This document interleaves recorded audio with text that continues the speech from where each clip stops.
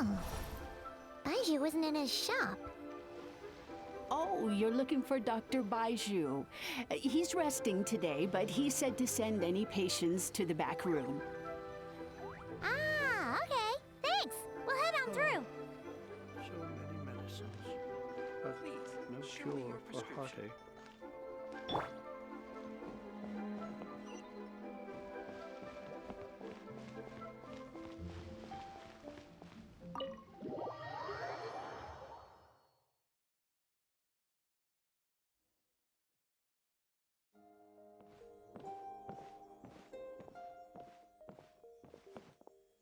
Traveler, Paimon, welcome.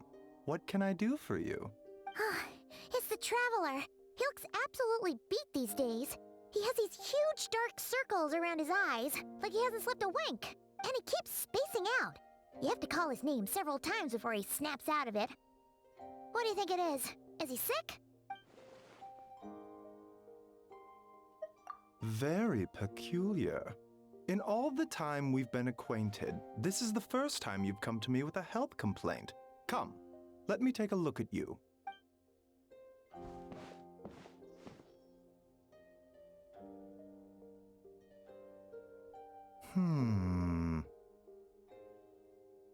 Okay. Paimon does not like that expression, Baiju. It's not serious, is it? Complexion is good, eyes are clear, breathing is steady, pulse is strong. Physically, you appear to be in good condition, Traveler. In theory, your energy level should reflect that. You should be feeling right as rain. Hence my concern. A clean bill of health is usually a good thing, but in this case, it likely means your situation is more complicated. Physical illnesses come with detectable symptoms that can be used to diagnose, medicate, and cure the condition. But afflictions of a non-physical nature, they fall outside a doctor's realm of expertise. Huh? What do you mean, non-physical nature? Curses, dark magic, it's hard to say. It could just as easily be a simple case of mental fatigue. Why don't you rest here for a bit?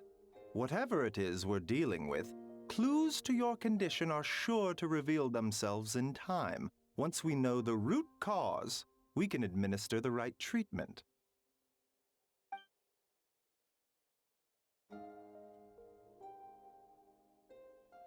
In the meantime, Changsheng and I will review the relevant literature for afflictions that present with mental fatigue.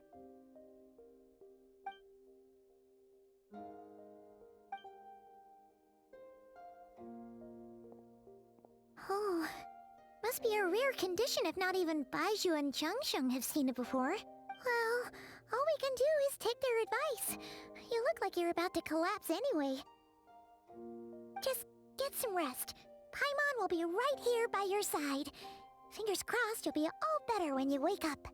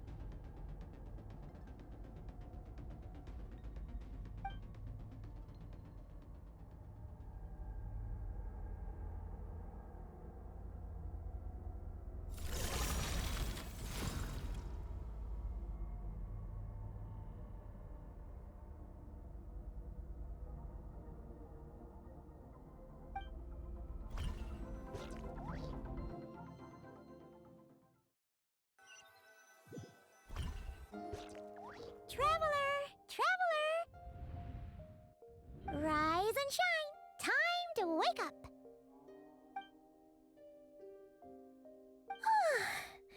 For once, you're making Paimon look like an early riser. It's already afternoon. Hopefully all that sleep did you some good. Feeling any better? A cut? What? Did you scratch yourself in your sleep? All right, let Paimon take a look. Nope, nothing there. Wait, did you have a nightmare? Okay, don't panic. Paimon heard that dreams tell us what we need by showing us the opposite. So, if you had a nightmare, maybe all you need is something to cheer you up. Come on, Paimon will treat you to something yummy.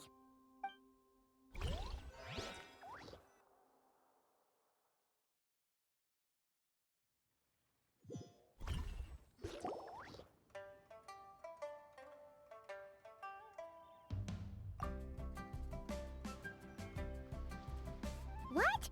So, in this dream, you were trapped in a weird place with thick fog everywhere, and then a spike came out of nowhere and stabbed you in the back? Oh. Okay, well, that's a new one. Are you sure it was a dream? Because from the way you describe it, it sounds like you were really there. But then again, you woke up right where you went to bed. And you were definitely in a deep sleep this morning. Then, it's decided. Paimon will stay up and watch over you tonight. If anyone tries to mess with you, Paimon will beat him up. Or, wake you up first and then we can beat him up together.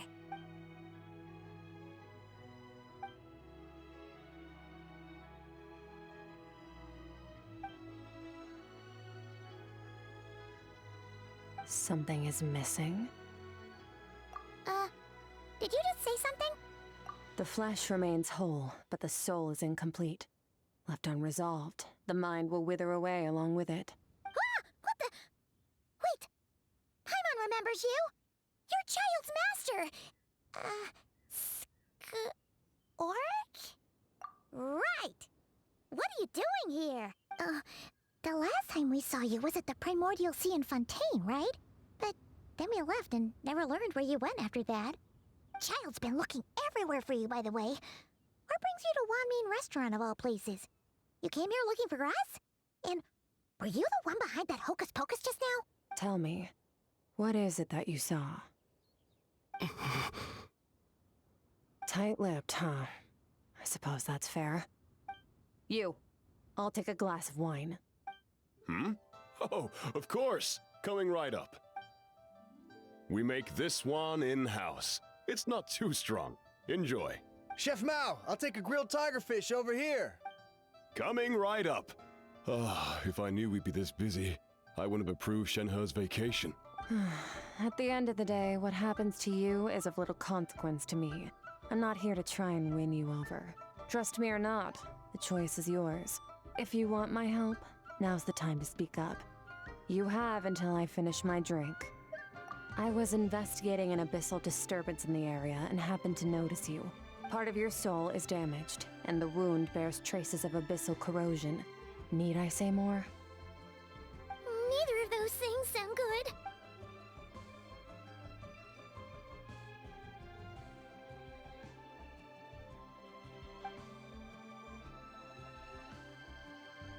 Well, should we trust her? She mentioned an abyssal disturbance. Maybe that has something to do with what's going on with you. But we could always find a different expert on the abyss to help us out. Yeah, and that thing she said about your soul being damaged is scaring, Paimon. Definitely something we should fix sooner rather than later. Skirk's an interesting one, that's for sure. But from what Child's told us, she doesn't seem evil, at least. 1, 2, 7, 10. That'll do. Well, have you made up your mind? What I saw was a dark space shrouded in a dense fog that wouldn't disperse. So that's all we know, Miss Skirk. Ma'am, can you help us? So, you couldn't disperse the fog. I understand. Come find me in the Guili Plains when you're done here. Oh, and I left cash for the drink on the table. Settle the bill for me, will you? Oh, okay. Huh? She disappeared! Wait, hold on. You overpaid. Here's your change. Oh, no. This includes the drink, so it should be the right amount. I didn't think you two ordered a drink. We didn't. It was that lady who came and sat with us, remember? You brought it out to her yourself. You sure? I could have sworn there were only 2 of you at that table. What? What'd you put in their dish, Chef Mao? Some kind of hallucinogenic mushroom? You got them seeing things. Seeing things? Wait, so neither of you noticed her? Young lady? About this tall, wearing a purple dress? She already... Oh, now you mention it, that vaguely rings a bell. And it looks like I did open the wine jar, so it must have just slipped my mind. In any case, that settles your bill. Coming! Okay, what was going on there? It's like they didn't remember Skirk being there at all. Even Paimon was half convinced we hallucinated the whole thing. But that Mora she left for us was definitely real. Oh, this whole situation is giving Paimon the creeps. But anyway, she told us to head to the Guili Plains, right? Let's not keep her waiting.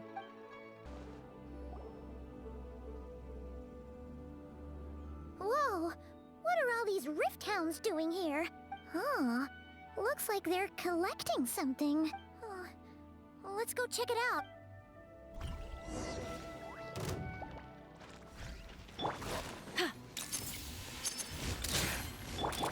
Yoo-hoo! Take your true form! Paradigm shift!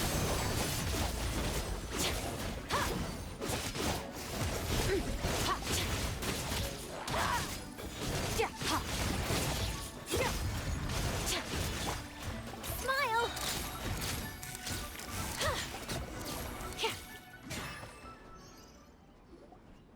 So, this is what they were collecting. It looks kinda like... Yeah... What is going on here? From the moment they are born, all beings with great power have an impact on this world. Even if their body is sundered and their soul extinguished, their influence remains. Gods are the most common example of that. The remnants of gods who fell thousands of years ago remain buried deep within the earth, carrying within them a warped will and a dark curse. Together, these remnants form what you call god remains. And it appears that some of those sealed here were dug up and removed. There are traces left, but they're fading fast. Ugh. What are you doing? Nothing! Just wanted to make sure you were... real?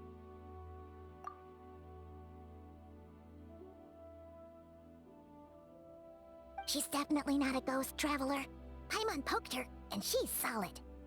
Your life hangs in the balance, and that's what you're fixated on? Strange set of priorities. It was just a trick to avoid being perceived. If someone notices me, those memories are erased. Simple as that. Unlike you, I have no desire to establish a connection with the world. The weak and the lowly have no right to remember me. They're lucky they only have a few missing memories to show for it. Now, can we please get back on track? Okay. Where were we? Right. The god remains. So, basically, there's now less of them here than there used to be, right? In our experience, god remains are 100% bad news. A lot of terrible things have happened because of them. Maybe it's a good thing by human standards, but power doesn't come from nothing. And it doesn't just disappear for no reason. The remains aren't just gone. They were taken. Very clever, traveler. You aren't the only one who had something taken from you. There are victims like you everywhere. The only difference being, you can speak, and the remains cannot. So it went unnoticed. Something similar happened in Sumeru. Within the span of one night, countless consecrated beasts were slaughtered, and a large amount of the god remains buried in the desert went missing. Of course, god remains are just one of the targets. The culprit is chipping away at sources of power all over this world, including the Stella Fortuna above. Wait, you mean the stars? Mm-hmm. 42 of them have died out in the past few months alone. In Conria, people believed that powerful individuals have corresponding Stella Fortuna. Even should that individual fall, their Stella Fortuna would not disappear, but gradually evolve into a new constellation. Yet now, stars are disappearing from the skies entirely, and it's not hard to deduce what's happening to the power they contain. Something has been leeching power from this world like a parasite steals nutrients from a host. And now, it's no longer satisfied with the remains of the dead. It wants you. This time, it only took a fragment of your soul. But next time, there's no telling how far it could go. No one knows. All I know for certain is this. Getting back what you lost will not be easy. Considering how much power this entity has stolen, it must be a god-level being by now at least. But that's not the real concern. Souls are fragile things, and yours could easily be crushed if you go up against it. So you're gonna help us, right? We're going to help each other. You are my ticket to uncovering this thing's true identity. Well, great! You seem super strong and you know a lot about the Abyss, so Paimon will take it. Don't get all mushy on me. All I'm doing is helping you get back to normal after a sudden crisis. And I should warn you, getting mixed up with me can have unforeseen consequences. We're on very different journeys. You don't want to be in my debt, trust me. You help me uncover the truth behind this entity, and I'll help you recover what you lost. This is a transaction, that's all. You would do well to remember that. Now, come along. Yeesh! You'd think she'd be a little friendlier since she's agreed to help us. But nope, she's just like when we met her in the Primordial Sea. So cold. Well, whatever. If that's how it's gonna be, then she doesn't deserve our friendship. What she does deserve is a super embarrassing nickname. Ah, Paimon's got it. Frosty the Lavender Melon. Serves that ice queen right. Anyway, the important thing is that we get that piece of your soul back. So, let's follow her and see what sort of plan she's got.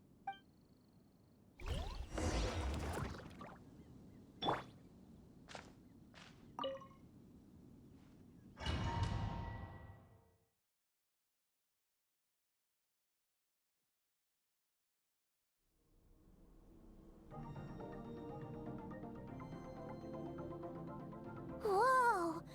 This place is way bigger than Paimon expected.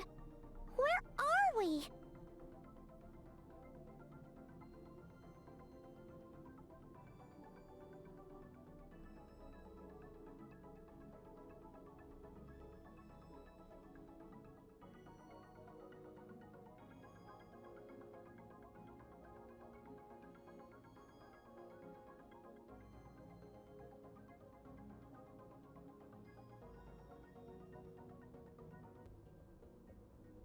This is where I live. I suppose it's the closest thing I have to a home here. It is. I brought you here because time flows differently in this place. I don't know how much Ajax has told you, but when he fell into this space, I mentored him for 3 months. In that time, only 3 days passed in the outside world. Ajax? Oh, right! That's Child's real name! Yeah, Paimon remembers him mentioning something like that. So, a month here is equivalent to 1 day in the outside world?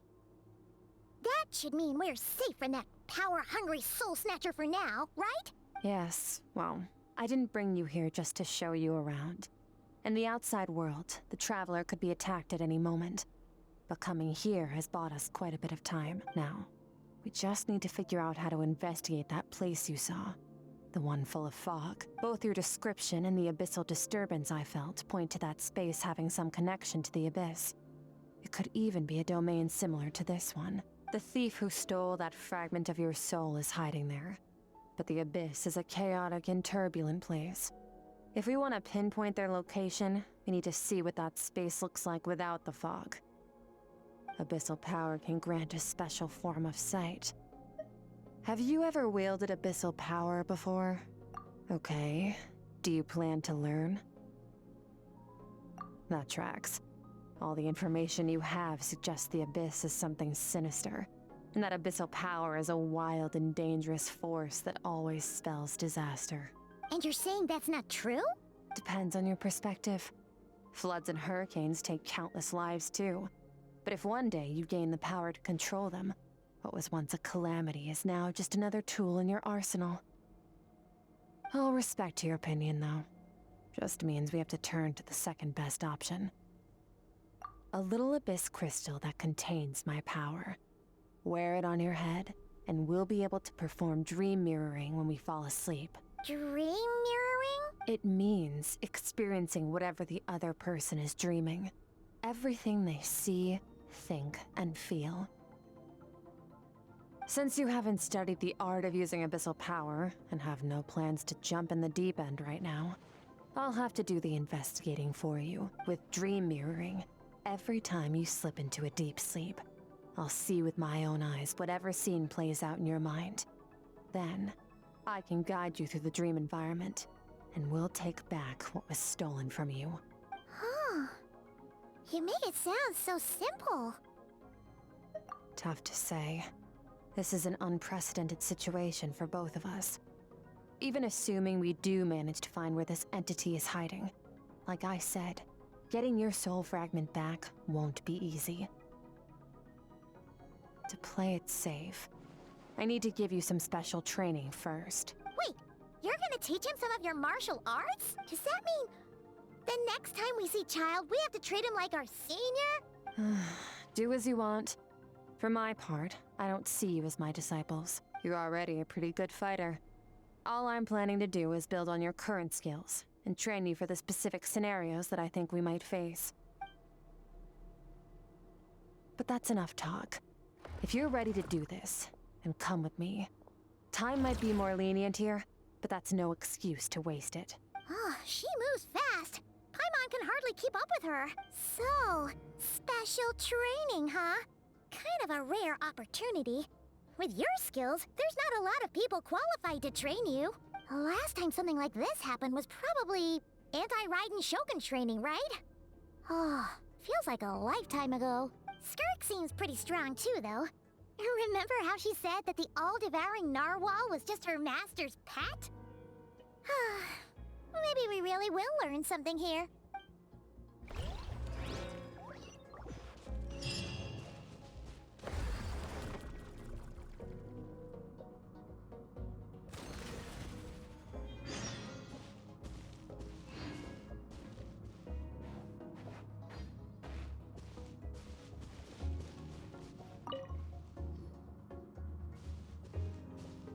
Ready?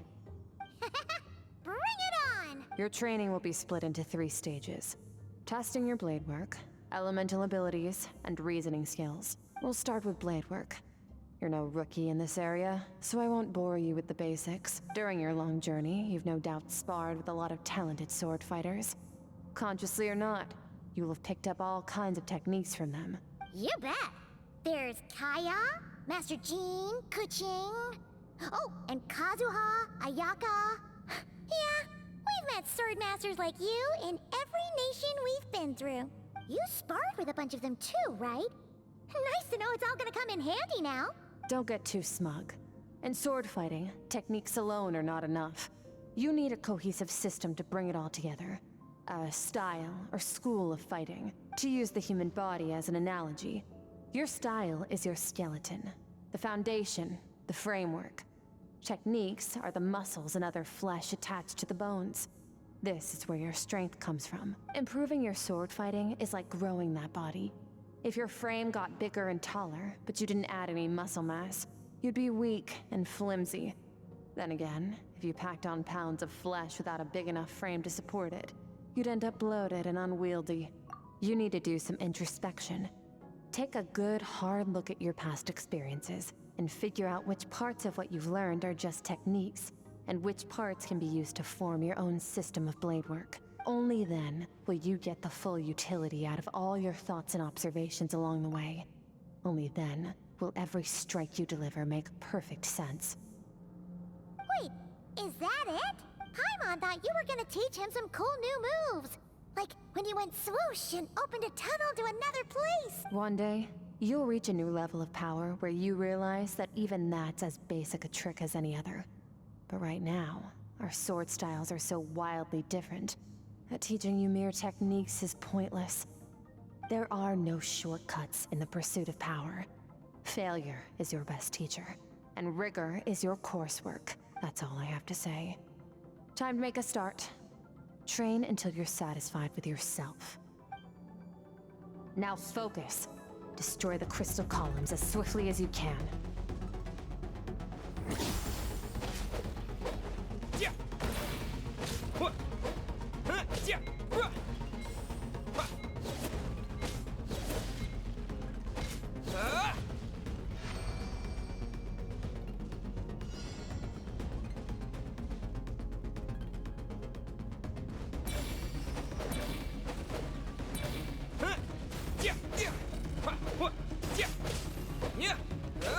Oh, this is making Paimon's head spin.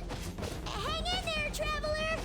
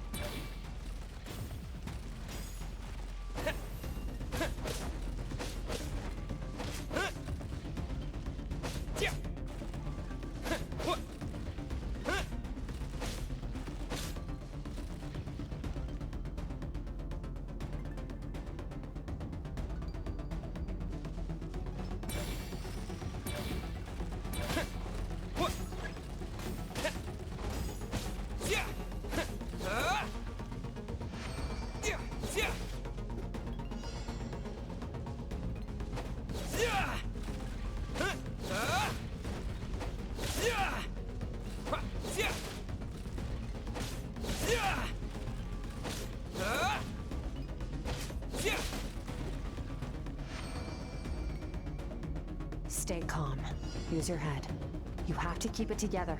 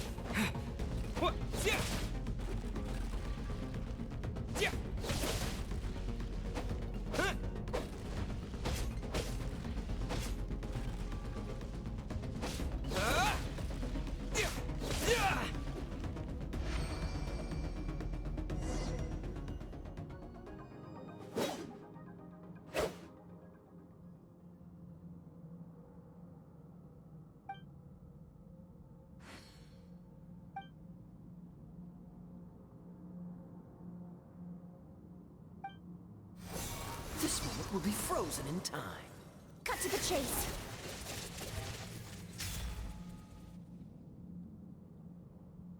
Consider a moment of true mastery that you've witnessed in another person, and ask yourself, what lies beneath the surface? What's their guiding philosophy? What's their state of mind as they maneuver their weapon? Now take that and practice it right away with speed, skill, and strength, over and over, until your hand is one with your mind. This is the only path to true growth. Step on up. Dance with the waves.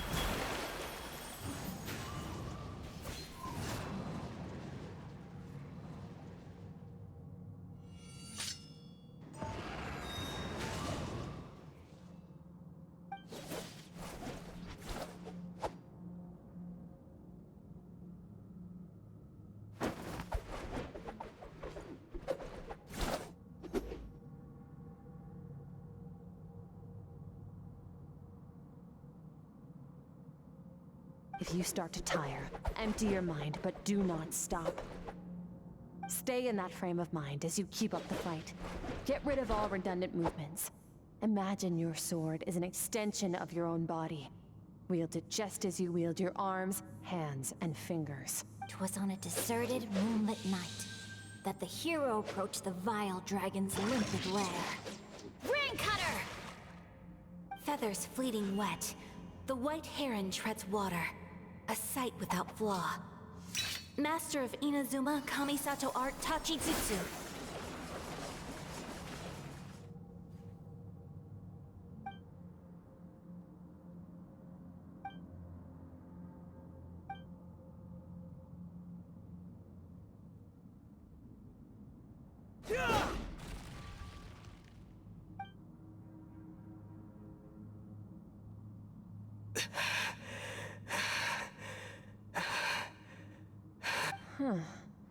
Looks like you've made some real progress. That concludes your training session. Awesome! Paimon knew you could do it! How do you feel?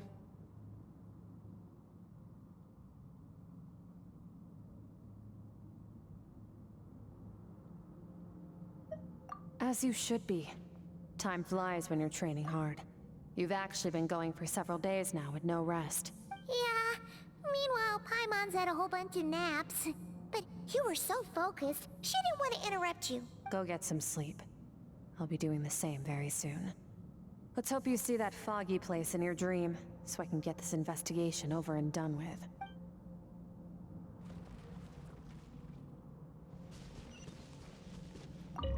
Sometimes, you have to practice a single movement 1,000,000, maybe 10,000,000 times, before the breakthrough moment comes. Nothing in the outside world can help you in this process. The most important thing is to remain patient.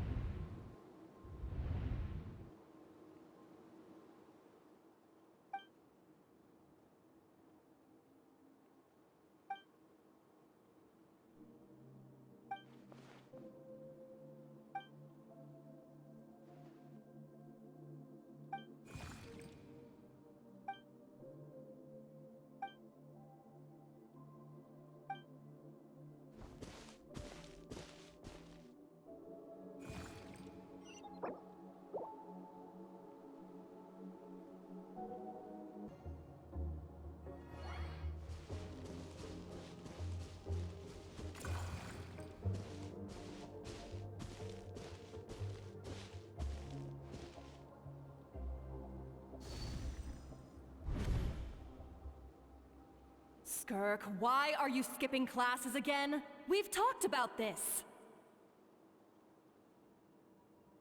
'Cause he's a crabby old man, and he's a boring old man. I don't like going to his classes.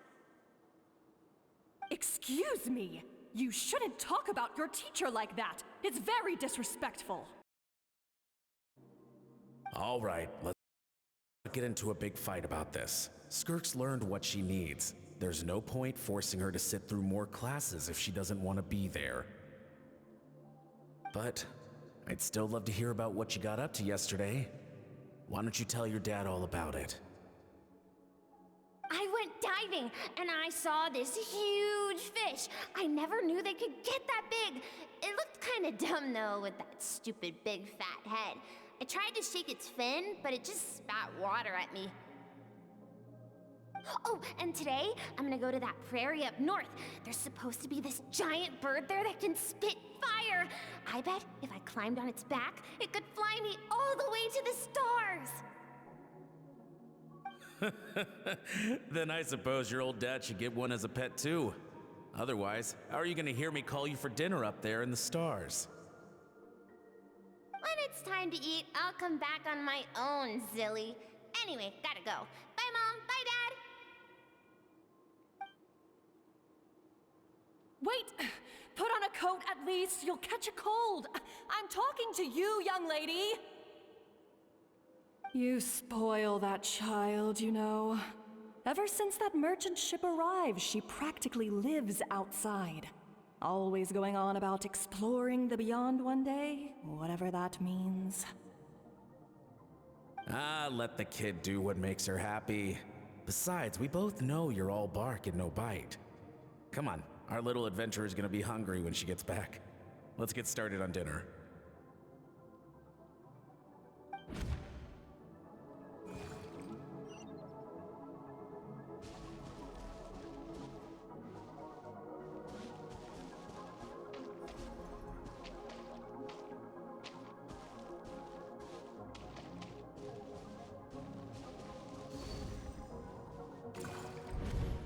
The stars shimmer high above. But what lies beyond the stars? Mountains as far as the eye can see? An endless snowy plain? Or maybe buildings taller than the sky, like the people from the merchant ship said? I can't be the only one asking these questions. The universe is fascinating. If only I could meet some other people like me. We could set sail together and explore every corner of the world. I'm sick of being a kid. There's so many amazing things out there, and I'm ready to see them all. But for now, I'm starving. Better get back.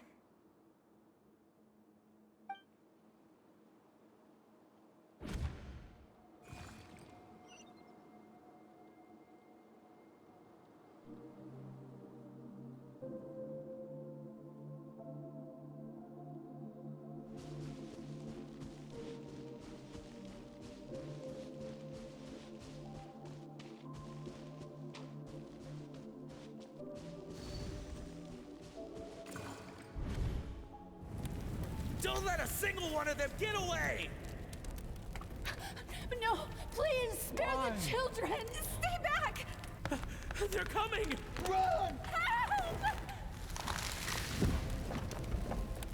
Eliminate the threat. Take them down.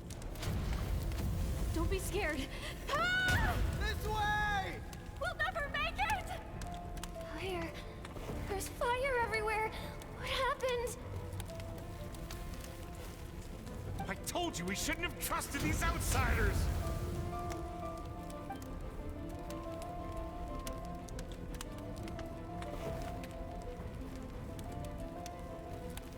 Why are you doing this? What did we do to deserve this? We welcomed you with our finest food and drink. Showed you the best our home has to offer. Gifted you cloth dyed by our own hands. And this is how you treat us? Run! Save yourselves! Captain, Zone 3 is clear and we have Zone 2 surrounded. Begin extermination. Remember the orders from upper command. No one is to be left alive. Rest assured, sir. We have enough munitions to annihilate these savages and burn their entire civilization to the ground. Good. The only ones who put up a real fight are that man and his wife, correct? What's their status? We shot the man in the ankles and the wife broke her wrist attempting to fight back. They won't be doing much more fighting. They're holed up in their home for now, but they won't last long.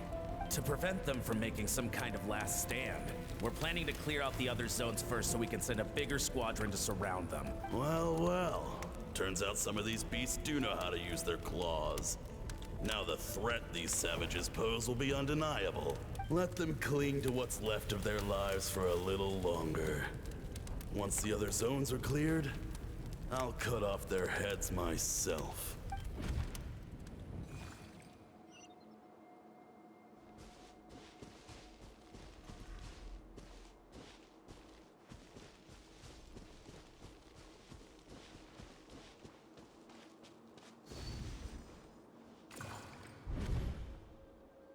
Dad?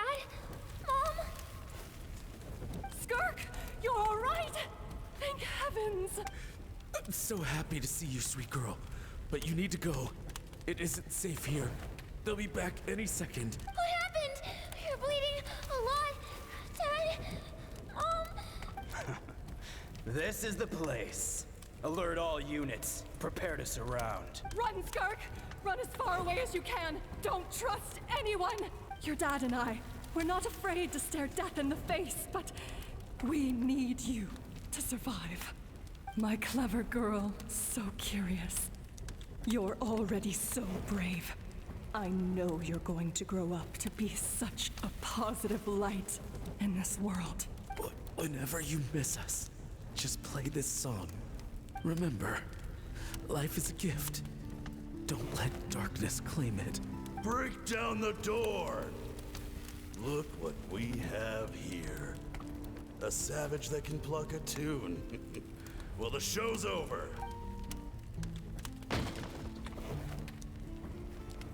You! Stop singing! Shut it! I said shut it or I'll make you! Fine. Have it your way!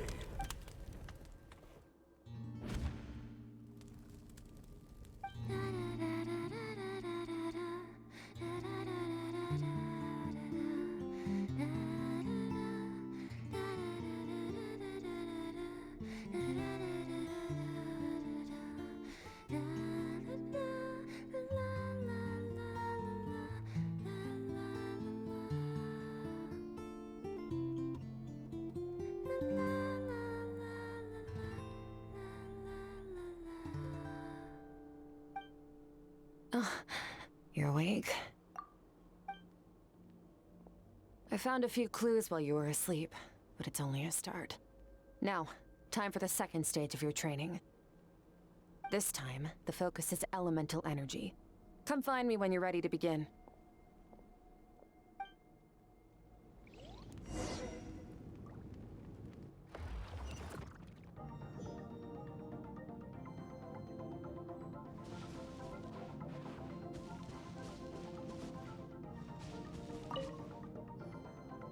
Man, staying in the abyss feels so surreal, don't you think? No day and no night. It's like time hardly exists. If we weren't careful to keep track, it feels like we'd have no idea how long we've even been here. Well, except for the fact that Paimon still gets hungry like clockwork. You go do your training. Paimon's gonna grab a bite.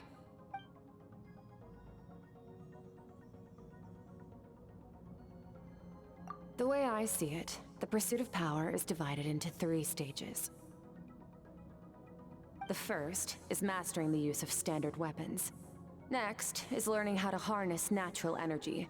And after that, you're free to challenge even higher dimensions. The natural energy of Teyvat is, of course, elemental energy. But that's not my area of expertise. I draw from a different source of power. Abyssal power, yes. Also known as the power of the Void Realm. My master, Sertologi, is a true expert in that area. After all, he was one of the group of 5 that infamously stole the all-encompassing power of the Abyss. An act for which the people of Conria gave them the epithet, the 5 Sinners. The elemental energy of Teyvat, on the other hand, is derived from the power of the Light Realm. These 2 forms of energy exist in direct opposition to each other. Suffice to say, there's not much I can teach you this time. A keen observation, traveler. Call it respecting local norms. The Abyss stands in direct conflict with the will of this world. So, to make my life easier, I disguise my power to make it appear cryo-like in nature. It's a technique I learned from some Conrian ruins, known as the 7 Shifting Serpent. If you ever change your mind about delving into abyssal power, I can teach it to you. So I've heard. You seem to have a knack for removing abyssal power. But is purification really what's going on there? Like I said, power does not simply disappear. Just thinking out loud. Let's focus on your elemental training. That's what's gonna help us if the situation gets tricky. True growth comes from adversity, but only if you make the choice to pick yourself up again every time you fall. So, it's time to push yourself to the limit, and then keep pushing. This is the only way to advance at pace. Use the power of Animo to clear the field as fast as you can.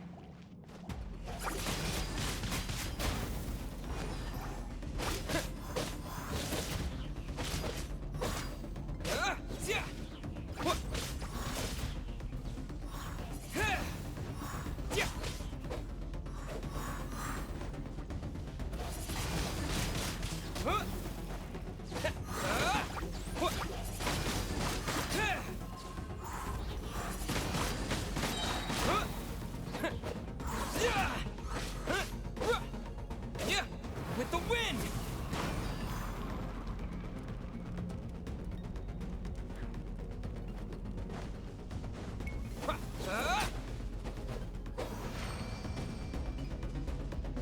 Observe your surroundings. Look for things you can use to tilt the scales of success in your favor.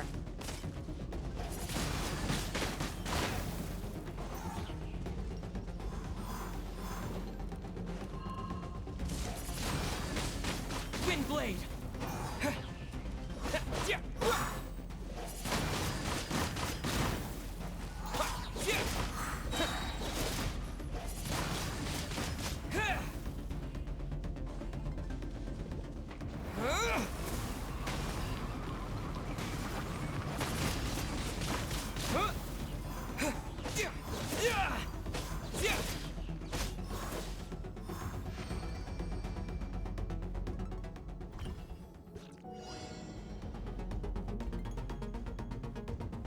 Use the power of Hydro to destroy the spikes.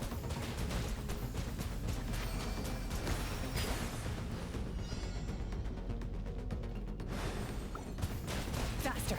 Don't give them a chance to strike you. You need to be quicker than you were in your dream. You can't afford another injury like that.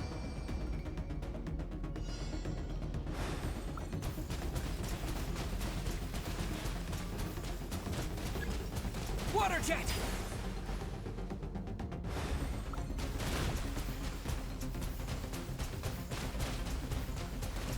Water jet!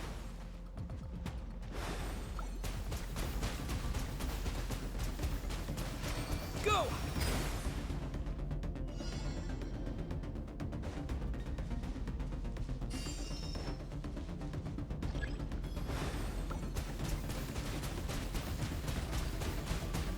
Water jet!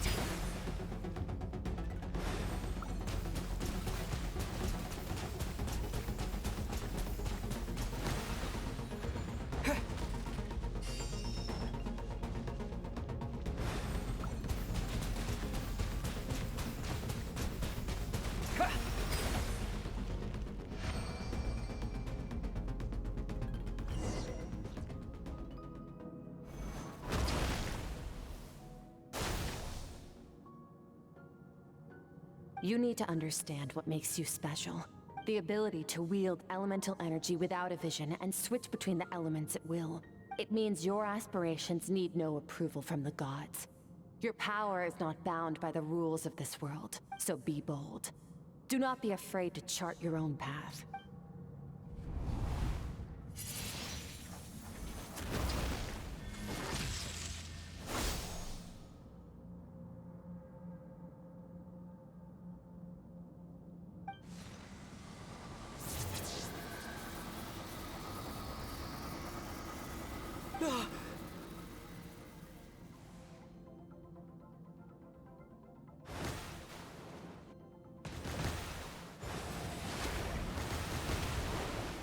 Very good.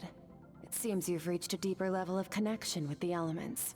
Long enough for you to lose yourself in your training, which is a good sign. Relentless practice with the elements has drained all your strength, but it's also what allowed you to make progress. Get some rest. When you wake up, we'll proceed to the final stage of your training.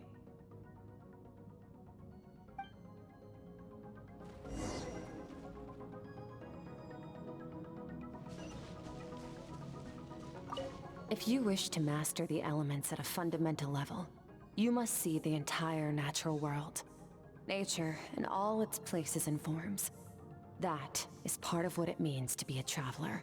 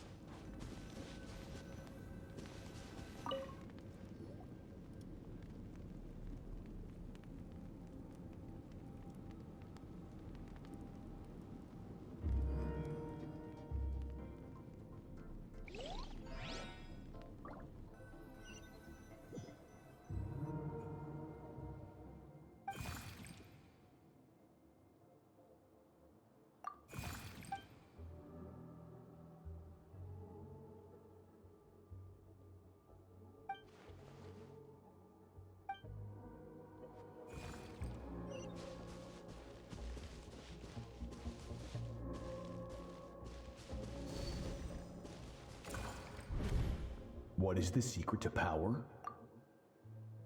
Longing, hatred, self-preservation. No, it is fear. The fear of losing those you love. The fear of watching your home burn. Fear of loneliness. Fear of death. Fear is the source of evolution. It forces humanity to adapt to their environment and overcome hardship. It is in the process of prevailing over our fears that we surpassed first ourselves and then the rest of the world. That fear is now part of you. It calls on you to evolve. And it is time to answer.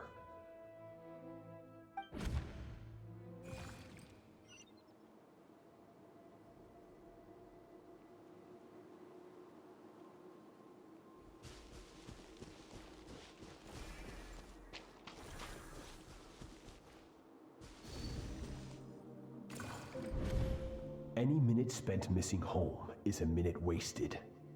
Practice your sword work instead. Do not make me tell you twice. But, Master, I can barely lift the sword anymore. If I keep going, I feel like my wrist is going to break. So it has not broken yet. Then pick up your sword and keep practicing until it breaks.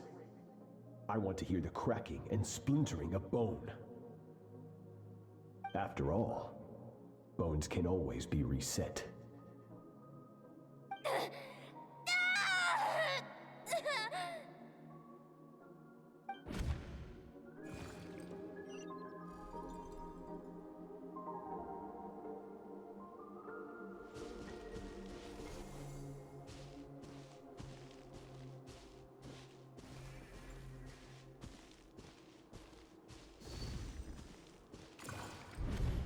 Good, Skirk. Once again, you survived. How do you feel? Cold and pain. These are signs that you are adapting to the abyss. Each time the flesh is torn and the spirit crushed, each time you claw back from the brink of death, you become stronger. I now understand why these people sought to destroy your homeland. Your potential goes beyond even what I could have anticipated.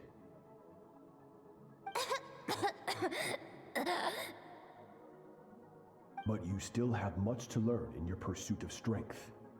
Your mind is rife with distractions. From now on, I shall show no mercy in your training. You must learn to shut out all the pointless emotion.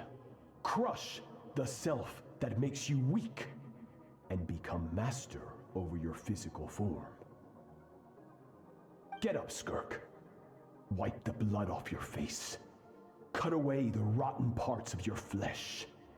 And mend what is broken. Then take up your sword.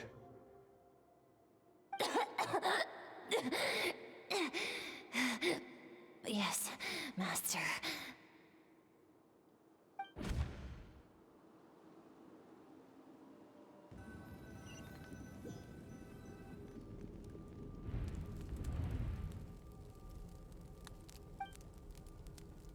You're up! Hopefully you got some good rest. Skirk said to tell you that she's ready to start the final stage of your training whenever you are. So, wanna head up?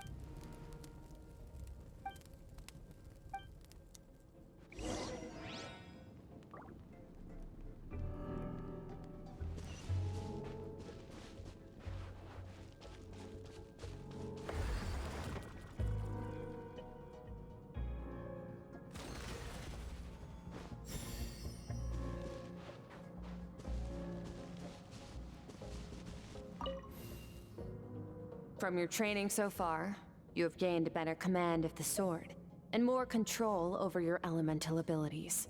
That's only part of it. Experience is the real teacher. Your journey, the friends you have made, the dangers you have faced. These have taught you more than I ever could. Now, it's time to focus on how you react under pressure. You must be able to think rationally, even in unpredictable combat situations. To simulate this, I'm going to attack, and you're going to block. Ready?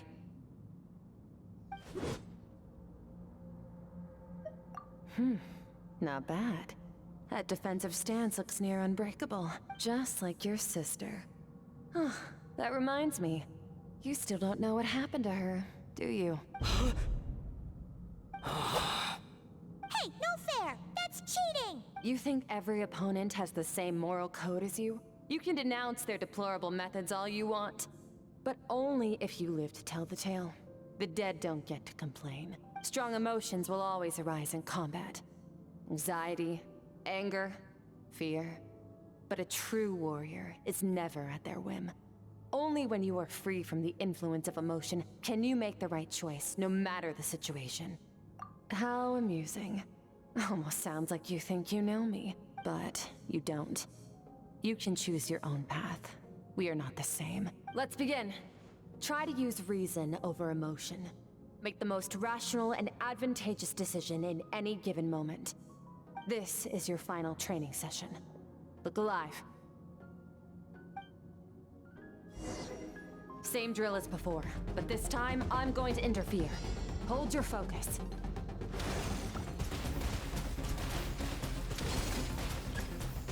Water jet!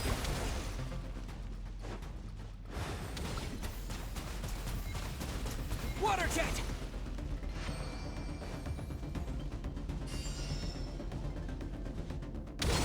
Yeah. What? Yeah.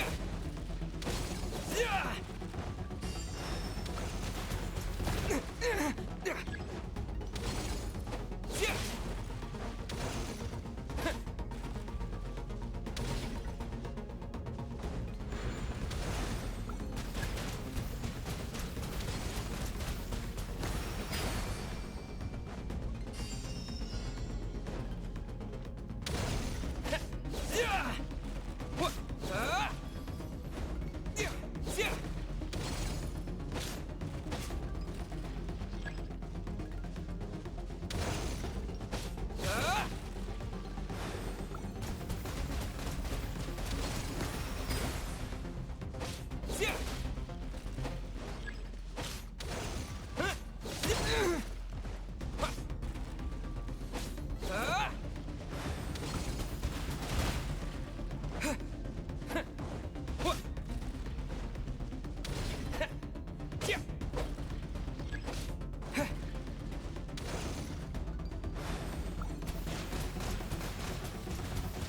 Not bad. Better than I expected.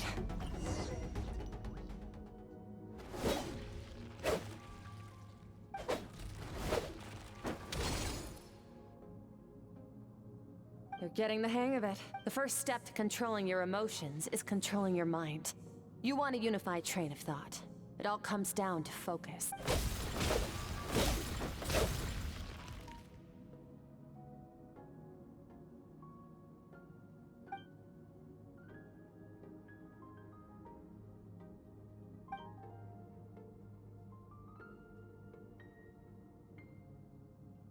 Your mind is rife with distractions.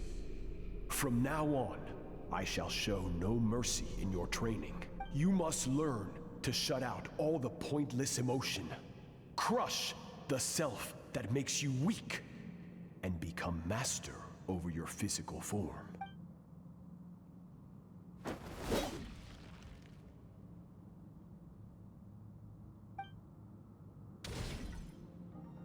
Stop. Let's pause here. One look, and I can tell your mind has wandered. That's to be expected. There's a limit to how long a human being can concentrate on one thing. Staying calm and focused sounds simple in theory, but in practice, it's more demanding than sword work or elemental abilities.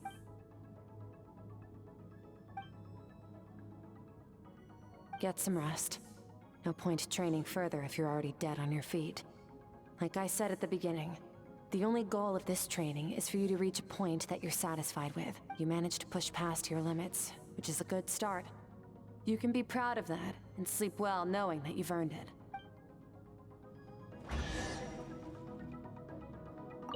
Warriors will train day and night to perfect their skills.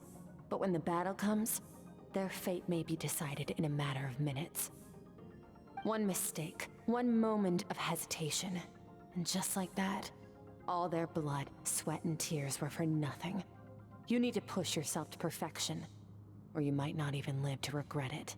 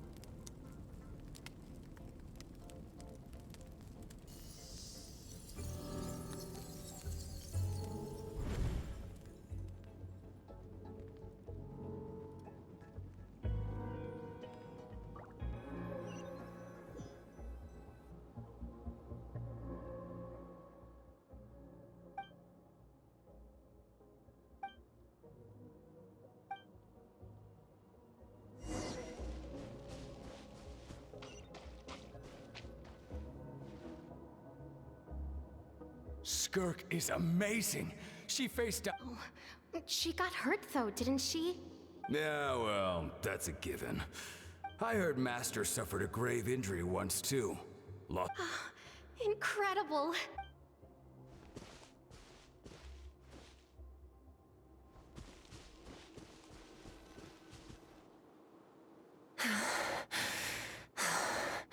Pathetic. You're not even trying. You're so much weaker than you think. Skirk, have you become a positive light in this world? Do you even remember how many of us perished in that fire? How many bodies were left to rot on the scorched earth? Yet you alone live on. Keep your gaze fixed on your blade. You don't deserve to rest. I have so many questions. I just want to jump in a spaceship, explore the whole universe, and get answers from the stars. I just need... Now, you must bid farewell to who you were in the past, and become... Run! Skirk! Run!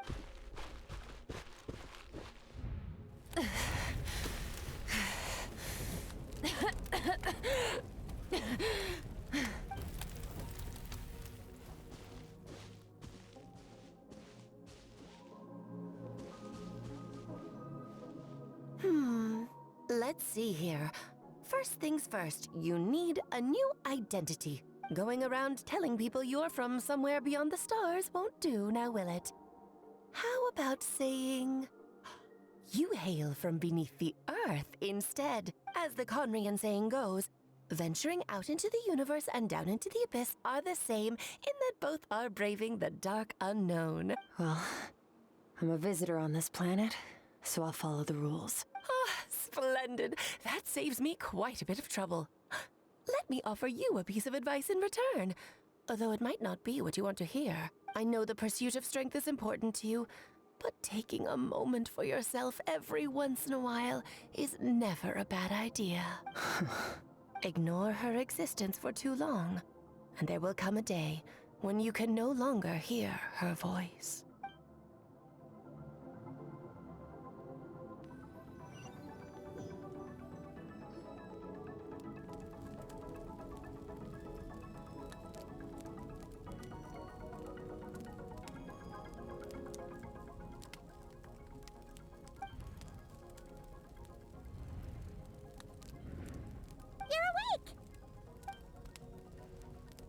You must be starving, right? Ta-da! A barbecue feast just for you! Of course you are! That's why Skirk and Paimon got this all ready for you. Ah, well, if you're around someone long enough, it's bound to happen. Plus, Skirk can cook. So, Paimon decided she can forgive the whole Ice Queen thing. Paimon's not one to hold a grudge. Here's an idea. Let's save the chit-chat until after the meal.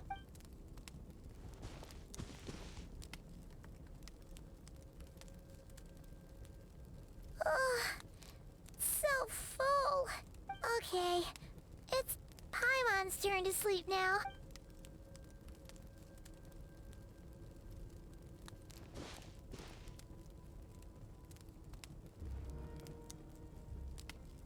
I have good news. First, your training is complete. You have what it takes to wield immense power. Now it's just a matter of putting it into practice.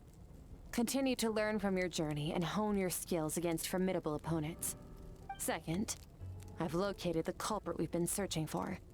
Next, we just need to retrieve the missing part of your soul, and our business will be concluded. When Ajax trained with me, he once told me he was bursting with questions. So I allowed him to ask me 3 of them before he left. You and I may never meet again, Traveler. So if there's anything you want to ask me, now's your opportunity. Just like Ajax, I'll answer 3 of your questions.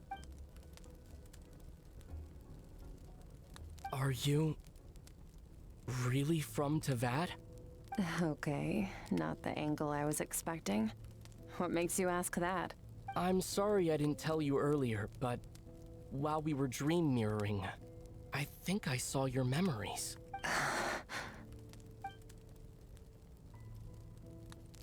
I knew that was a possible side effect. Closed off my mind to you for that exact reason. Even with the dream mirroring, you should have seen nothing but endless darkness.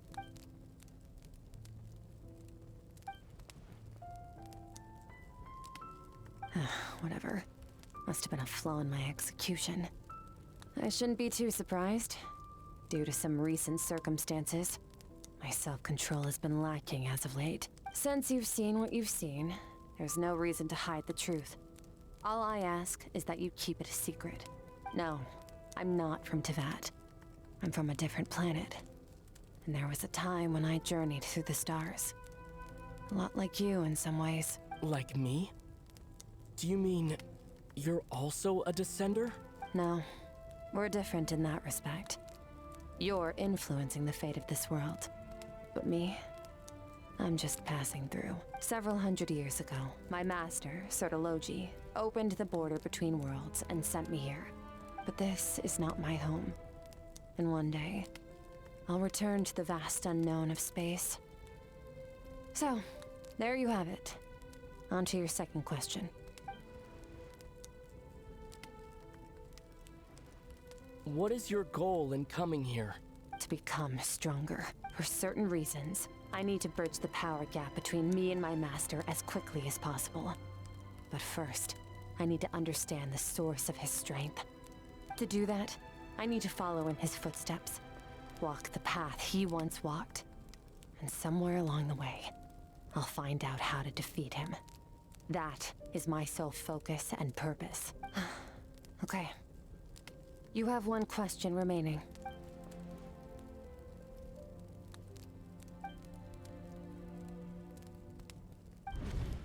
You make it sound so easy. Ever since the incident I experienced there, I've never stopped searching for Master Skirk and that unknown abyss. But it's been years now, and I've still found nothing. Well, You know Child is looking for you, right? Are you going to let him see you? Ajax. His situation is different than yours. Before you ever crossed paths with me, you'd already encountered many formidable people, studied their techniques, and developed your own skill set. So, during your training, all I had to do was build upon that foundation. But Ajax was so young when he came to me. A complete blank canvas. Children can't help but imitate their role models. In the long run, that would only hinder his growth. Once Ajax has enough strength in his own right, I will allow us to meet again. Until then, let that motivate him to reach his full potential.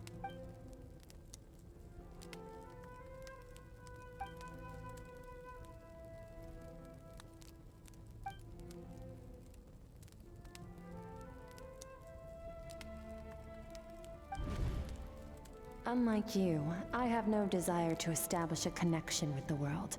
The weak and the lowly have no right to remember me.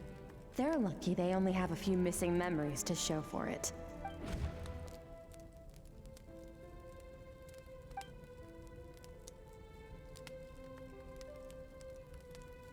Wake up your companion. It's time to go. Oh, and everything I just told you, best keep it a secret from her as well.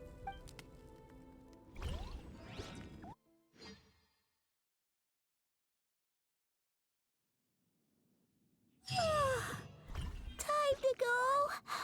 Oh, finally. Where are we headed? Just follow me. I'll open an abyssal rift close to the culprit's location. It will take us to where he's hiding.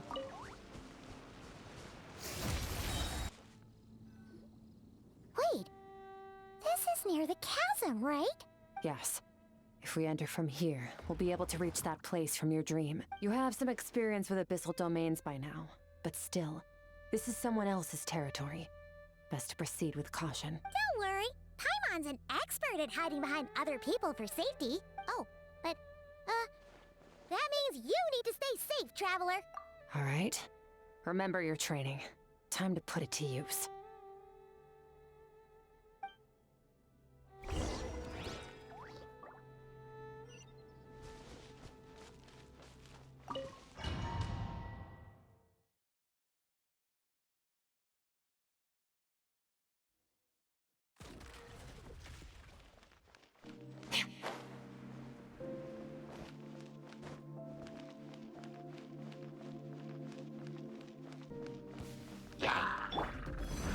Water jet! Yeah! Merciless. Another star goes out!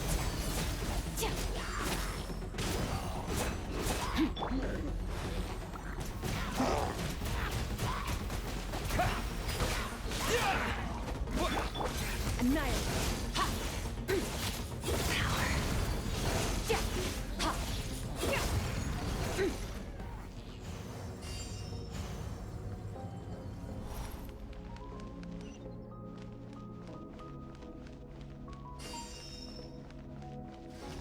Whoa! Look at all these spikes! Careful! Don't get hit! You know what? Paimon's just gonna float behind you. Come on, you got this.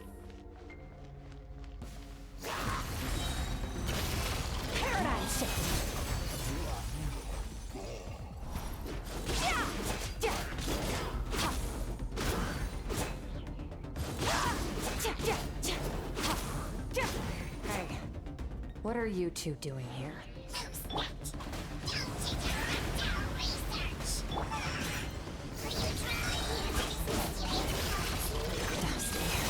an abandoned house. Let's press on.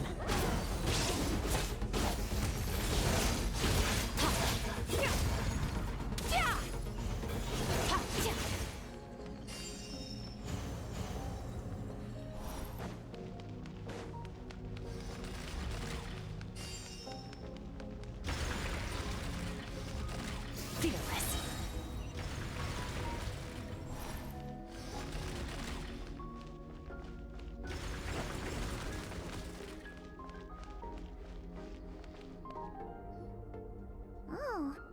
Looks like this is a dead end.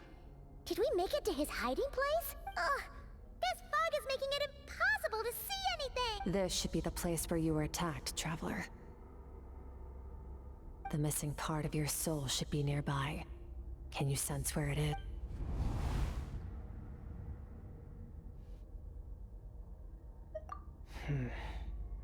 Our opponent must have covered his tracks just in case. Otherwise, you should have sensed it much more strongly. Hold on! Look! The spikes are back! Stay calm. Let's hold back a little. Give our enemy some wiggle room so we can see what we're dealing with. If you're too reckless, you might be playing right into his hands. Our enemy took part of your soul for a reason. It's likely he integrated it into his attack somehow. If we're smart about this, we can track it down.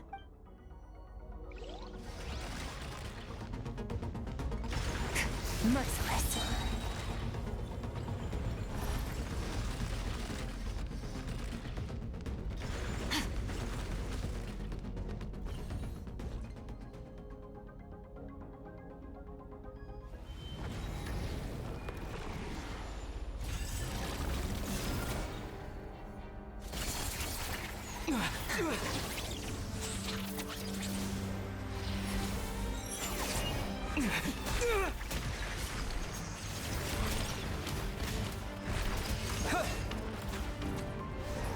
From the start, the attacks have been focused on me. Trying to break through my defenses? I see.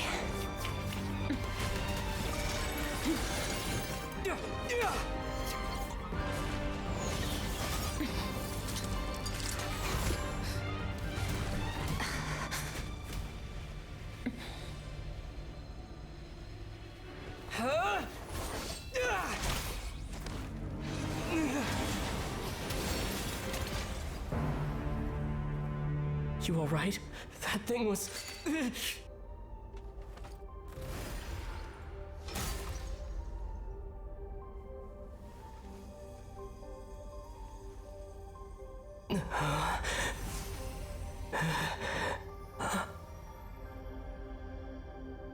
There. I got it back. Traveler! Skirk! What happened? It looked like Skirk just got... In the Guili Plains, you asked me why this enemy chose you as his target. Now, the answer is clear. It's not just the fact that your strength is impressive. It's also because of your ability to, as you put it, purify abyssal power, whatever that actually means. The fact is, that ability allowed him to do something that should have been completely impossible. Namely, break through my defenses and steal my power. No, he couldn't have known I'd come to his domain. He only stole your soul fragment because he knew the value of its power. I doubt he expected it to come in handy so soon. Call it fate if you want. I believe that's the term they use in this world for arbitrary coincidences like this. In any case, it works to our advantage. Once I realized what he was using that power for, it gave me the chance to get back what you lost. I'll cope. Well, done gorging? Good. Time to answer some questions. How did you get the power of the all-devouring narwhal? The all-devouring narwhal? Oh, of course! I highly doubt you acquired that power through your own strength. Tell me I'm wrong. You're desperate enough to scour the land for god remains and whatever vestiges of power you can find. That alone proves you wouldn't be able to defeat a creature like that. Which leaves one possibility. You know my master, the Foul, Sertologi. The Foul? Who dares call him foul?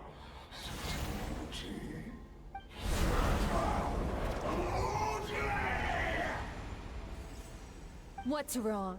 Bit off more power than you can chew? You're struggling to hold a basic conversation. Just a little longer. I'm still a... Look! It's back! Those obsessed with power will let it devour them before abandoning their pursuit. Keep calm and use reason to decide the best course of action.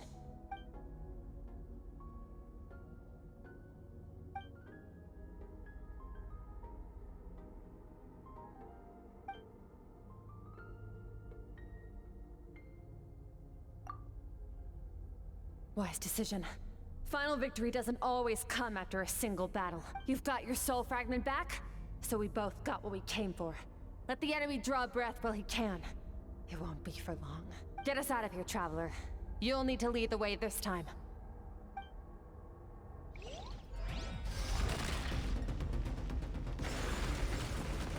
Skirk, is your shoulder gonna be okay? The wound is minor. It'll heal in no time. You should focus on getting out of here alive instead. Uh-oh! Falling spikes! Run!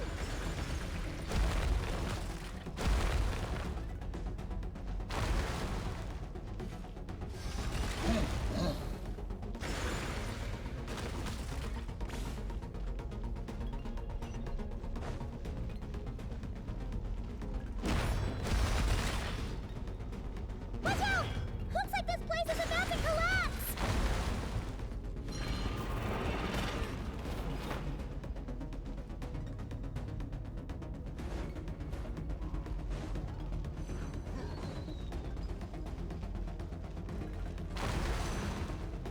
So, this guy's power has something to do with the all-devouring narwhal.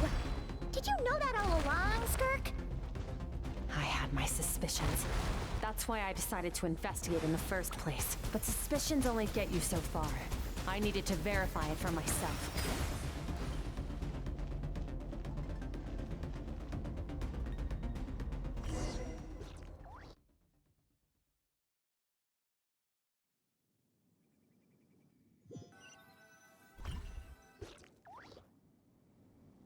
Phew. Oh, we should be safe here, right? I no longer sense his presence. Can't have followed us out of that abyssal domain. Weaklings like him will find that my power is not so easily controlled. He won't be leaving that place until he's managed to digest it. You seem surprised. I suppose that's fair. You've seen but a fraction of what that whale is capable of. That gaping maw could swallow a planet whole. It's called the all-devouring narwhal for a reason. Devouring is what it does best. It can extract power from anything, dead or alive, as long as it manages to make physical contact. Yeah. When we had our run-in with that thing, Neverlet mentioned that it has an instinct to devour. Your dragon friend recognized the nature of its abilities and used the power of Hydro to protect you. That worked because it was in a satiated state, so it was somewhat less aggressive than usual. It's a different story when it has no more power to feed off of. That's when its true voracious nature kicks in. It could devour everything on the planet in that state, which is why I cast it into that void space. But I hadn't counted on there being anyone left on this planet capable of wielding its power. To me, that says he must have encountered the whale a long time ago. Meaning, he must have known my master. Exactly. It told me everything I needed to know.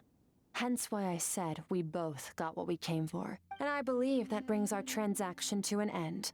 Now that you're whole again, you can get back to your own journey. I'll handle the rest of this situation myself. No way! We can't leave now! Something was stolen from you because of us! We have to help you get it back! This isn't my first taste of failure or losing power. When you fall, you get back up again and become stronger. That's how it is. But what if that monster finds you before you're all better? Plus, how are you gonna get home? It's not like you can just go swoosh and open a door to the abyss again.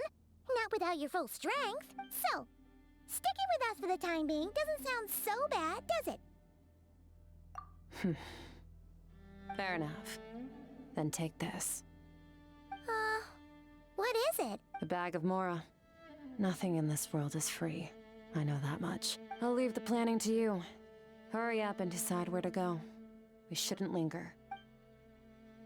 We should take Skirk somewhere she can rest. But where? Paimon gets the feeling Skirk wouldn't like being around a lot of people. Oh wait! Baiju said we could rest in the back room of the pharmacy, didn't he? Let's head there! He'll know something about Master. I'm sure of it. Next time, I need to be ready.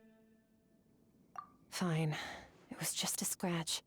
It'll take time to recover my strength, of course.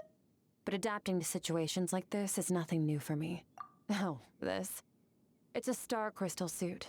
Abyssal energy is scarce in Teyvat. Wearing this helps me access it more freely. It stores concentrated abyssal energy that I can draw from on the go. When the energy runs out, it reverts back to its original form. Found somewhere to rest. Well, lead the way then.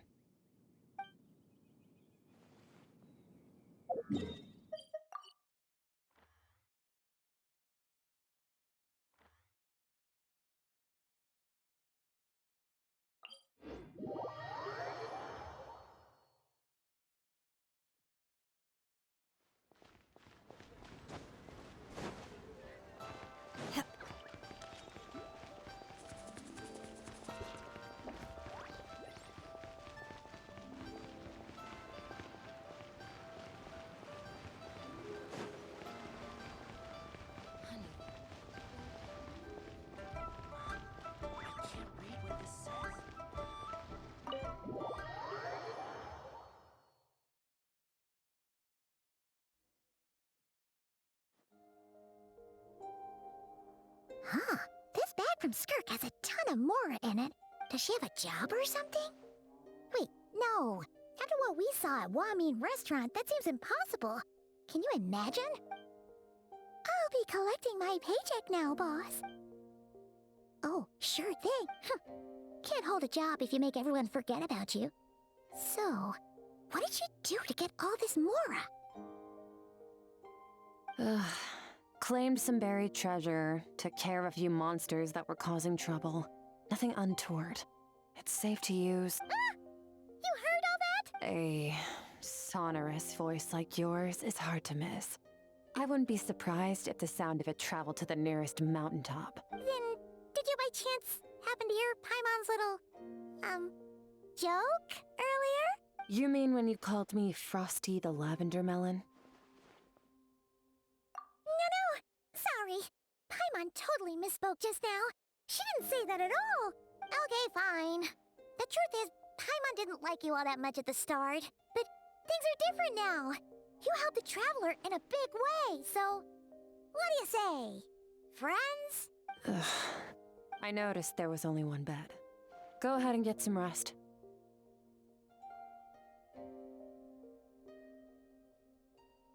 Wait, what about you?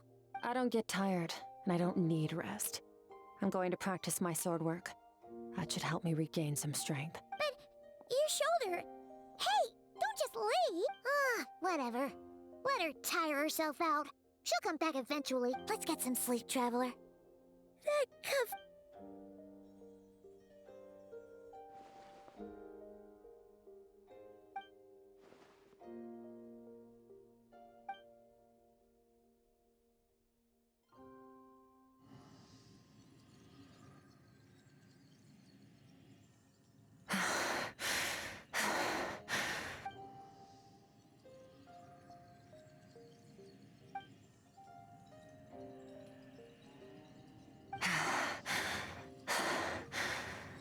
Quiet.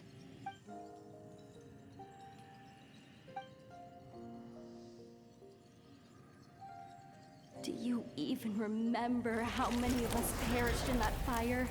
How many bodies were left to rot on the scorched earth? Yet you alone live on. Keep your gaze fixed on your blade. You Run! Skirk, run! Only death awaits us here. Keep running, and don't ever look back.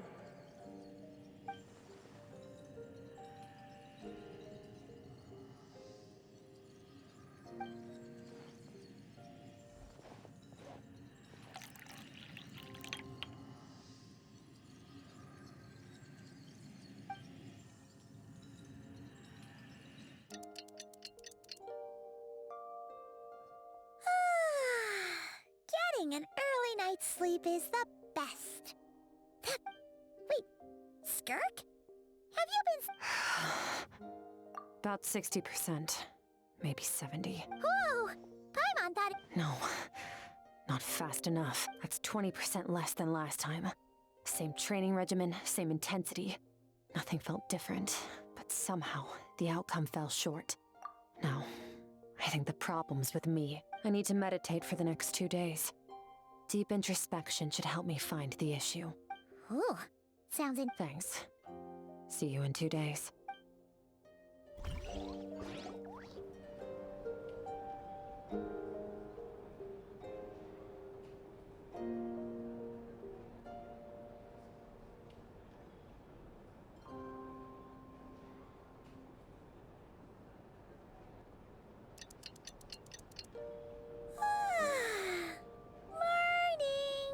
Skirk is still meditating, huh? It's been 2 days already. Shouldn't she be awake by now? Paimon can't think of anything we can do to help. Be right back.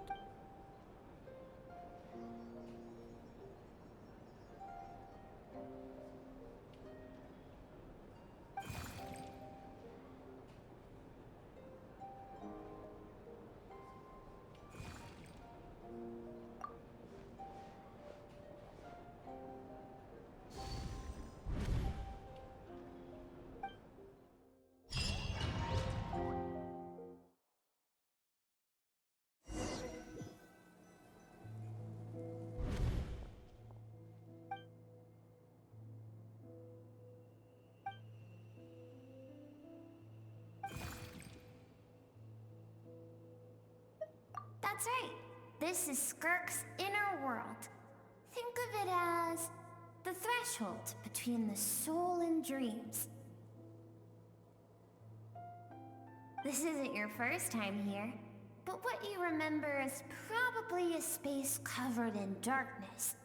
I only managed to illuminate a small portion for you back then.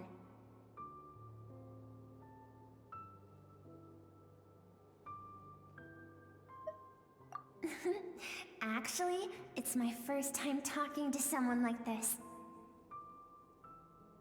I only managed to break free and bring you here because the injury weakened her power. I guess that's why I can speak again, too. Call it fate, if you want. I think that's the word they use in this world for lucky coincidences like this, right? Now, before I take you to her, I gotta ask. You're the first outside visitor to ever come here, so what's your impression of this place? Oh, you noticed. This river represents Skirk's strength. Strength accumulates over time. It is the summation of a person's lived experience. So this river is where all the fragments of Skirk's life should converge into a single stream of memories and emotions, flowing forward as one.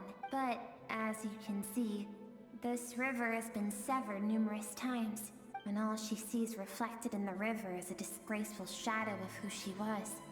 She cuts through water and rock with the sword of reason, severs her connection with the past, and begins anew.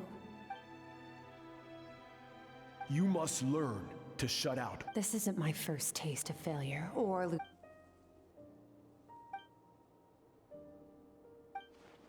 The answer to one mystery invites another question, I see. Let's follow the river upstream. There among the cliffs, among the memories etched into her heart, lies the truth of it all. Soon, you'll understand everything.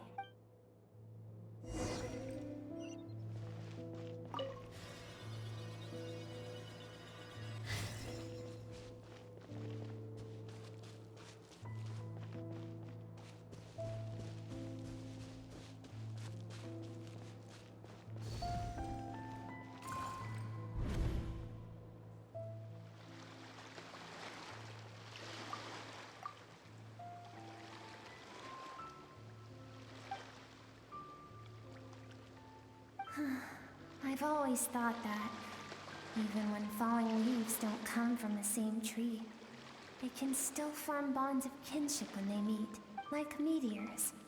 You both made a journey through the stars. Both travelers who have landed on a planet that is not your home. Yet, when she first noticed your presence, although she hesitated for a moment, she still chose to walk away, indifferent as ever.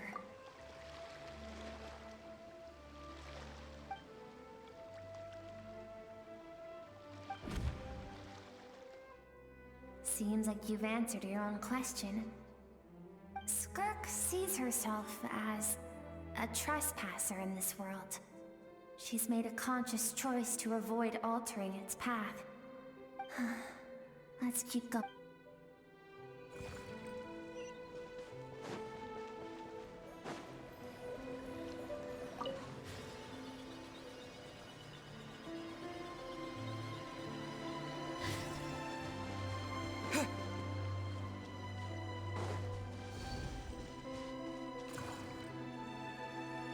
You now have what it takes to wield immense power.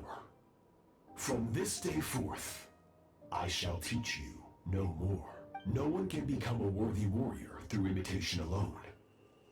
I have given you fangs and claws. Now, you must learn to hunt.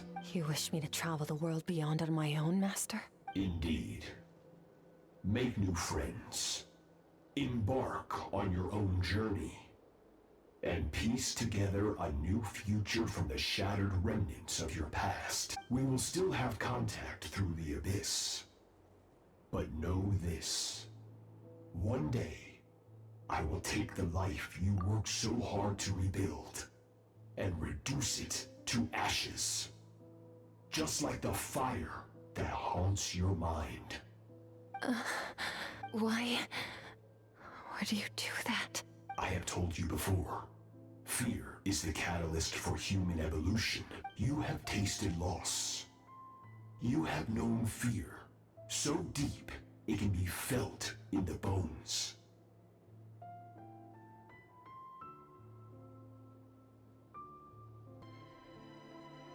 But as living beings, we all have an instinct to detach from that which harms us. And thus, pain dampens over time. And the acrid taste of fear becomes but a distant memory.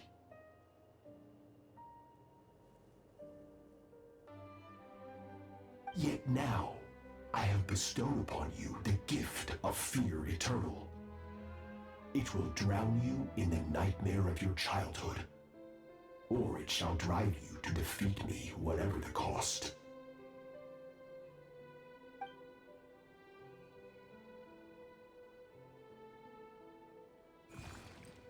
That is what Skirk's master, the foul Sertologi, looked like at one point in time. Of course, as a higher being, physical form is a triviality to him. He could appear as a beast, a human, or even a monster that defies description. The form you see him in here, clad in abyssal armor, is the one he usually wears when traveling through the stars.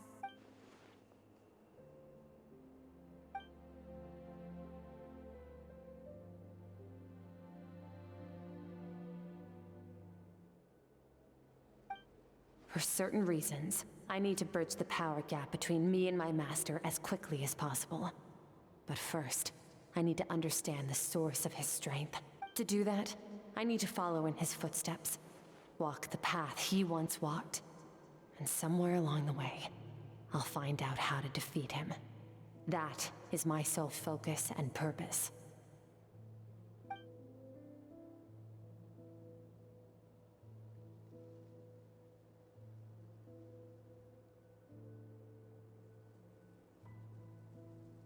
I'll let you in on a little secret. The real Sertologi is terrifying.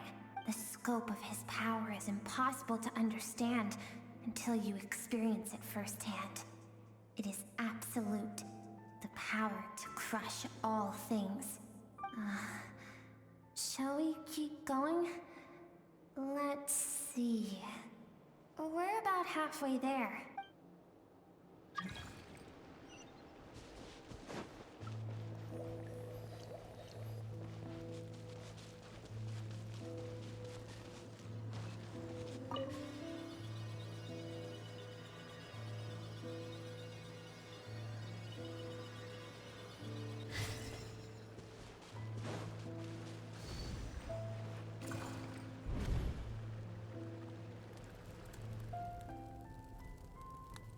We've made it quite a ways already.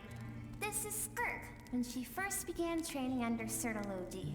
I have set your broken wrist. Tomorrow, you're to train twice as hard. No tears this time. Good. Attempting to garner sympathy through tears is a habit of the weak. A pitiful, useless ploy. Can I ask a question, Master? Why did you save me? I keep thinking, maybe it would be better if I had died. I wouldn't be haunted by that fire all the time. I wouldn't have to go on like this. I saved you because I have a plan for you. It has been too long since I fought a battle that demanded my full strength, and I hunger for it. Every so-called genius and prodigy I have faced has crumbled like sand underfoot. Before me, even fate bends the knee. So, I will teach you everything I know. Train you by whatever means necessary, in the hope that one day, you might surprise me. But I don't want to draw my sword against you, Master. What you want matters little. Among the boundless sea of stars, the cries of the weak are but faint murmurs that disappear into the void. You of all people know that well. Yes, Master.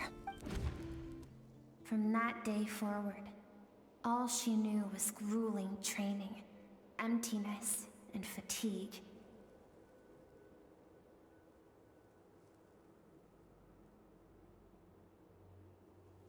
After some time, her talent bloomed, and she gained control over her emotions, like her master. How should I put it?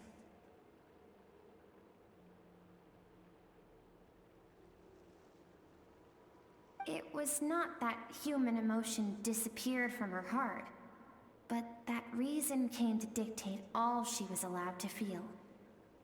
I suppose it was at this point that she became the Skirk you know today.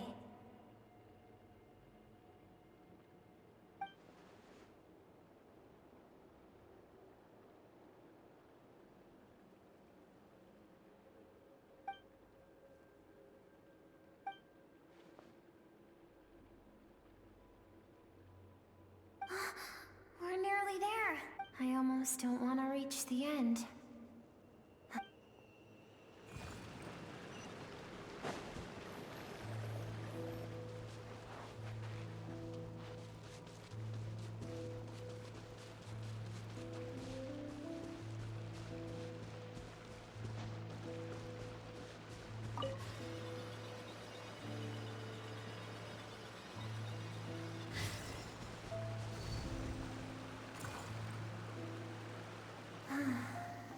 These are Skirk's happiest memories.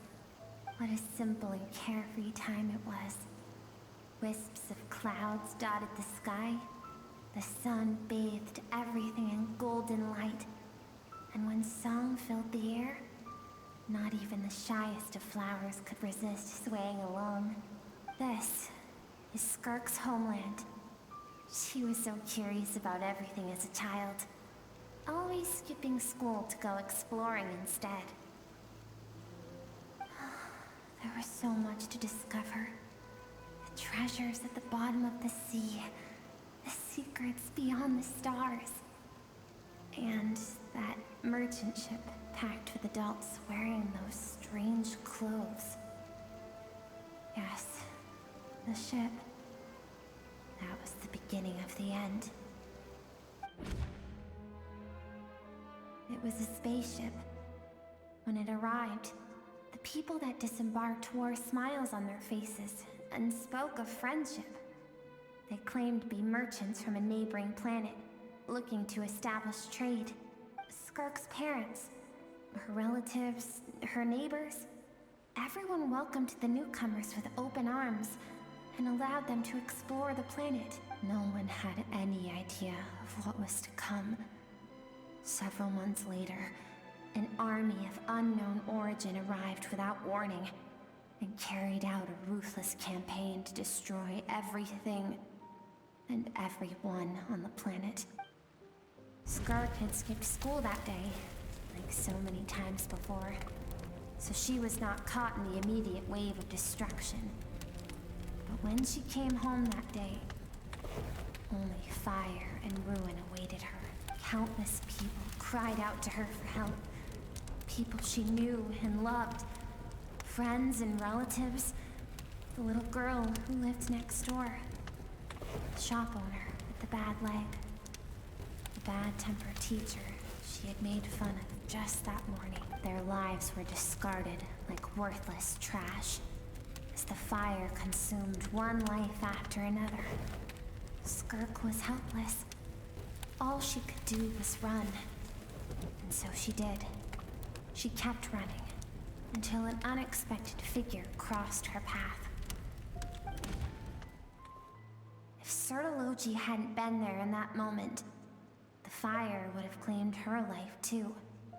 And there she would have remained, left to rot in the scorched earth, with no answer as to why any of this was happening. Because she and her people were seen as a threat. As the initial merchant ship explored the planet, they discovered that it hadn't always had the condition to support life. Yet there was evidence of human activity, even during the periods of extreme heat or cold in the past. Further research revealed that, over time, the people of this planet had evolved the ability to adapt to any type of environment or energy source. For that reason, the outsiders viewed them as a potential threat, and decided to eliminate them before the threat could rear its head. Senseless, isn't it? Deemed a threat because of a gift they didn't even know they had. Perhaps it was their own innocence and kindness that doomed them. But in the end, that was lost to the blaze as well. If those with power get to decide good and evil, then all you can trust in is the sword in your hand. And so, before death could claim her, she ran. She ran and never stopped. No one wants to relive their most painful moments. Skirk is waiting over there. For both of us. Let's go to her. It's time to fulfill my purpose. And my greatest wish over all these years.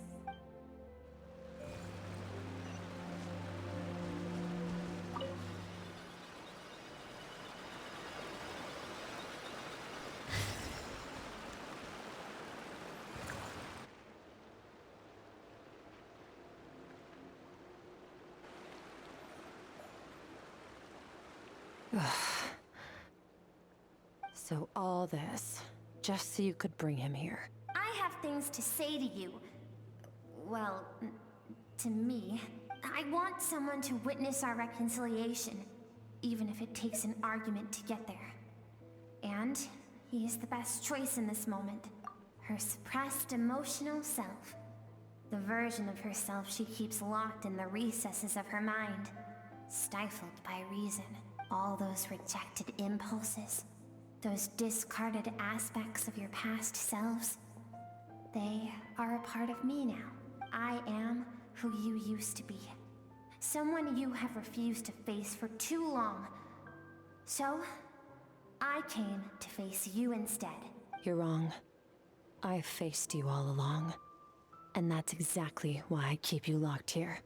Your existence makes me weak. Moments of joy and longing are when we are most vulnerable. Don't forget, it was a penchant for goodness over reason that doomed our homeland in the first place. The vastness of the universe renders everything insignificant. Our feelings most of all. Even so, learning from the mistakes of the past doesn't have to mean erasing everything. Strip yourself of your so-called weaknesses. Emotions like kindness and empathy. And what makes you any different from the ruthless soldiers who slaughtered our people? The difference is that I'm doing what is right, what is necessary. I allow you to exist, but with limited freedom. That is the greatest kindness I can offer. I have shouldered everything you couldn't carry. I rose above the numbness and emptiness, and it was cold, unfeeling reason that brought me this far. It made me who I am. It made me strong. That is the problem. I want to shoulder those things together. On the grand scale of the entire universe, maybe our feelings are vanishingly small, but why should that mean they don't matter? Emotion gives warmth to the cold expanse of space, It gives meaning to the world around us. Think back to those nights of gazing at the stars, those afternoons of exploring the unknown. Think back and let them grant you peace. A brief respite from the pressure you put on yourself. That isn't what we need. Exactly what we need! Aren't you curious about why recovering your strength has taken longer than normal this time? Finally, you get to the important part. That is the only answer I came here to find. Then look around. Look at your inner world. You cast aside your dreams and curiosity. And in doing so, you lost your original motivation. You severed all connection to who you used to be, so you can no longer draw strength from your past. Now, the only things driving you forward are fear and survivor's guilt. But these cannot take you far enough. And so, this river, the source of your strength, grows more polluted by the day. And you think that means I should seek help from a weak little thing like you? Your emotional self isn't weak. The fact that she transcended time and broke free from her constraints to come and face you, that proves it. Thank you for saying that. I knew bringing you here would be the right choice. To be honest, I'm not here to argue with you. This isn't about who's right or wrong. And in fact, I agree that in order to make it through the wake of that tragedy, we had to distance ourselves from the pain through reason over emotion. But what is right at one point in time isn't always right forever. I know you will never forget that fire. I know the fact that you were the sole survivor fills you with guilt. And I know that among the voices that haunt you, mine is there too. Because deep down, you know that you didn't turn out to be the person you wanted to be. All those unfulfilled hopes are like knives to the heart. And I don't want you to hurt anymore. So even if you can't accept me, I hope, at least, that you can let go. I keep thinking, maybe it would be better if I had died. Your dad and I, we're not afraid to stare death.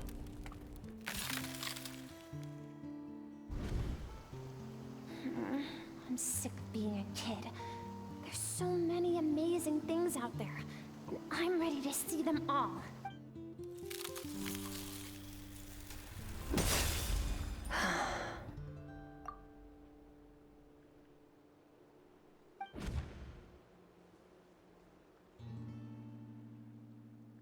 I remember. There was a song Mom and Dad always sang when we went out to fetch water. Dancing water. The sand along your path is begging for your song and movement. Will you carry this burden with you on your journey? I am not the dancing water, and you are not the burdensome sand. But if this is your wish, then I will carry you with me until the end. Thank you. I should be thanking you.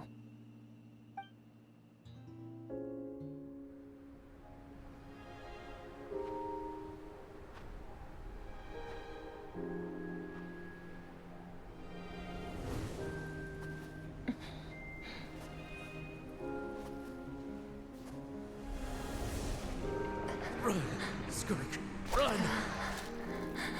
Remember, leave no one alive! Heed my words, Skirk. Let fear take root in your soul. Did you survive? Why was it only you? Skirk, did you become a positive light in this world?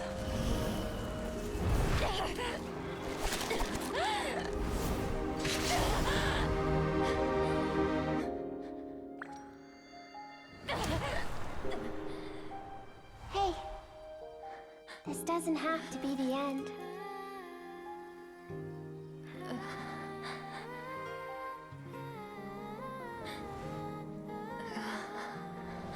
Life is a gift. Don't let darkness claim it.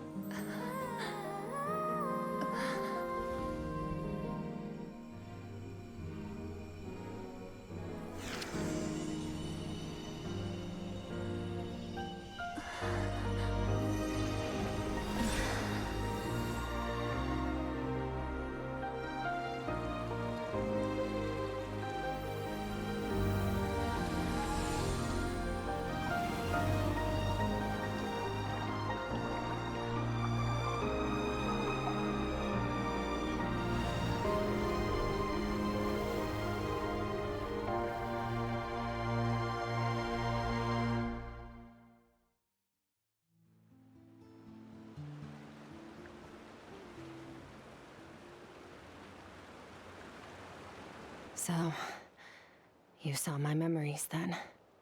I once asked my master if survival of the strongest was the law of the universe. He said no.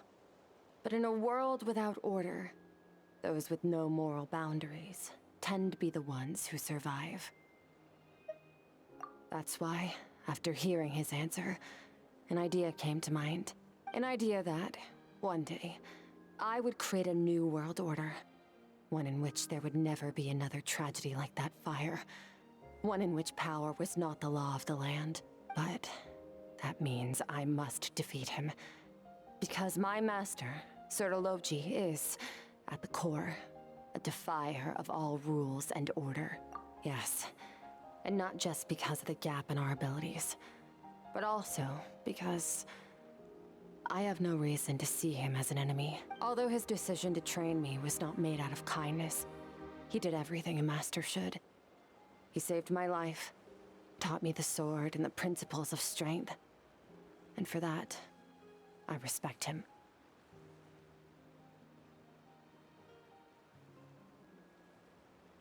I know, and it's not something I want. But Master never goes back on his word. I have to treat everything he says as a promise. He's no longer into that, but he sends me messages through the Abyss every now and then. Most of them are simple greetings, or an answer to one of my questions. Every time I hear from him, my heart skips a beat. And I wonder if this is the moment where he'll finally appear before me and tear down everything I've built to pieces. Maybe that means I do live in eternal fear, just like he said. Yes, I respect him, but I'm also afraid of him. And for that reason, the pursuit of strength consumes every moment of my life. I don't know what Master has planned, but I have to be ready. Help me? Why? This isn't your fight.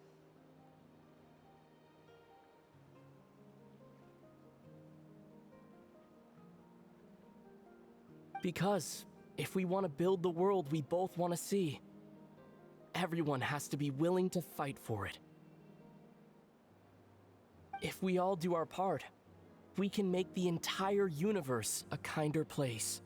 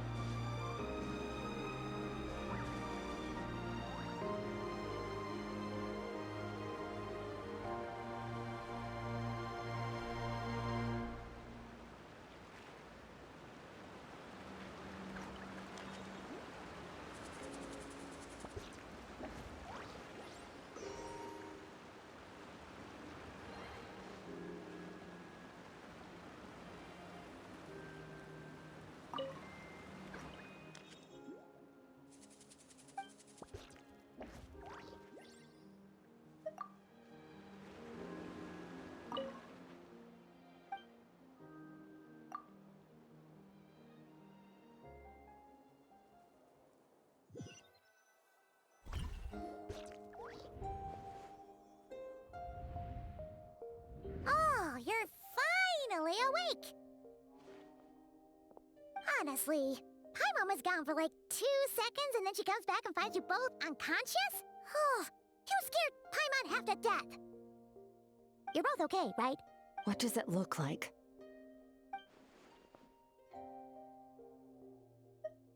Only water from the source can cleanse the rot and filth that flows from the past into the future. I taught you to incorporate the experiences from your journey into how you fight. I suppose what happened today will become an inseparable part of who I am. Okay, so Paimon, but whatever. Paimon brought back tons of delicious snacks. Let's dig in. All right. It's about time we finished what we started. We're gonna deal with this thief for good, right? This time, I'm not going to tell you to hold back.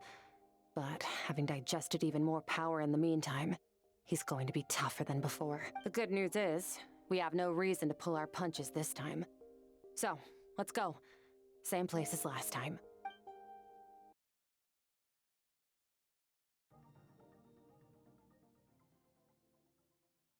The fog is gone!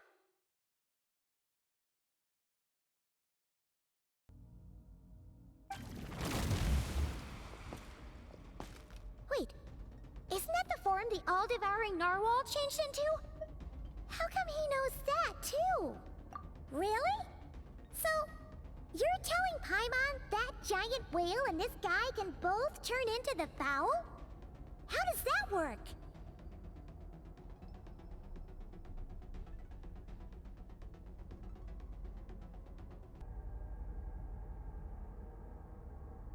It's a subconscious instinct.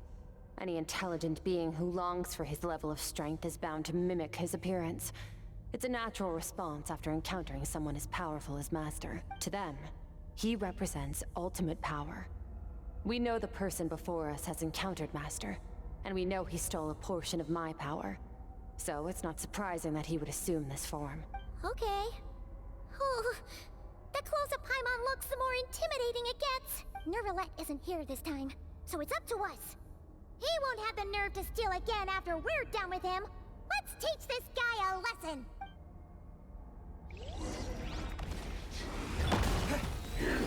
Water jet!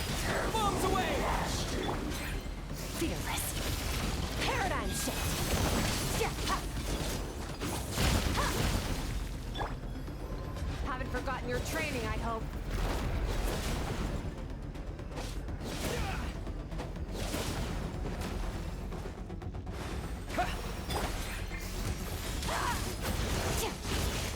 Mine to wield.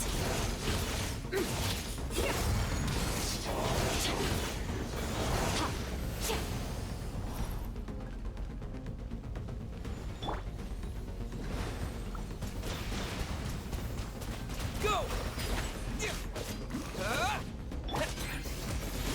Power.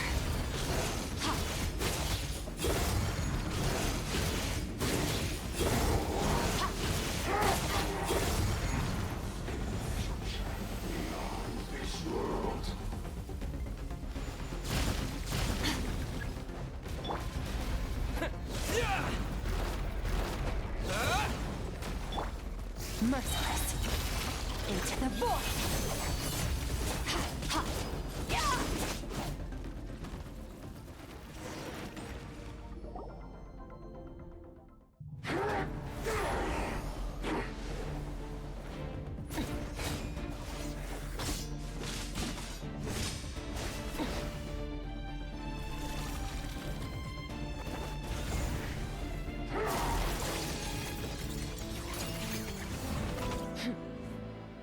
Haven't had enough of my power.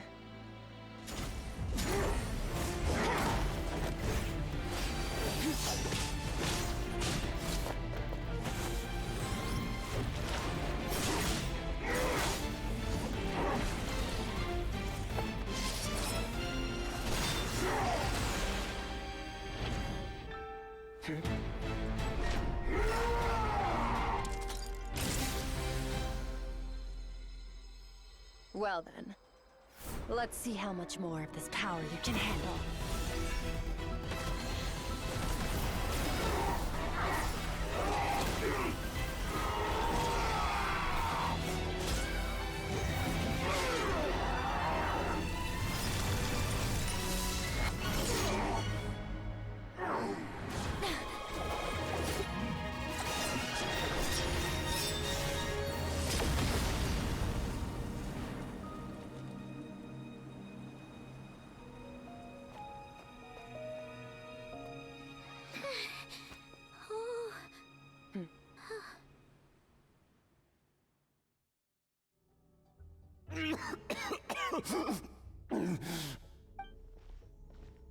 Well, have you come to your senses? You saw that my body was at its limit.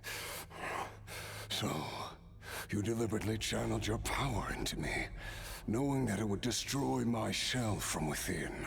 Such power, such keen battle instincts. So, you must be... Skirk, Sertologi's disciple. How long has it been? How long has he been away from Tevat? Hundreds of years. Hundreds? Sorry. It's a lot to take in. I should introduce myself. I am Skofnungar, a friend of your master and one of his followers. This is the first time I've heard your name, Skirk. But hundreds of years ago, I knew you existed. And I knew you would come here. Hundreds of years ago? Sounds like you and Master have quite the history. Care to tell us about it? Of course. Might as well take advantage of a clear head while I can. I was born into a noble family in Conria. As the eldest son, I was set to inherit our title. But I contracted an incurable illness as a child, and everyone gave up on me. I trained the sword harder than anyone else, defeated all of my peers. But it was all in vain. When other people looked at me, all I saw in their eyes was pity, or a strange glee in my misfortune. Even my parents were just waiting for me to die. Over time, my heart hardened, and I became aimless. That was the point where I met your master, Sertologi. We were similar in age, but different in background. He was born in prison, the son of criminals who had been sentenced to death. He spent his childhood wandering the streets, facing more criticism than the literary works in the Universitas Magistrorum. Yet, he always wore a smile on his face, as if kindness and malice were one and the same, and he could not see the difference. I still remember what he said to me when we first met. You need to fight to survive. Even if it's a losing battle, it should light a fire under you. How can you sit back like this and go down without a fight? That does sound like something he would say. He was the first to acknowledge that I was worth something, and he inspired me to keep going. When we sparred together, it was the first time I'd actually felt the thrill of combat. When I was 10, he stole forbidden research materials and managed to cure my illness. It was like there was nothing in this world he couldn't accomplish. When it came to the human form, he was always intent on pushing the boundaries of possibility.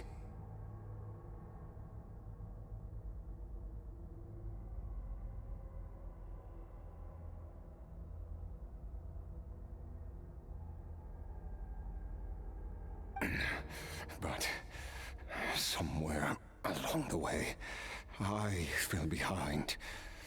My talents were nothing compared to his, and at some point, I realized he had pulled so far ahead, I was too embarrassed to even ask him to spar.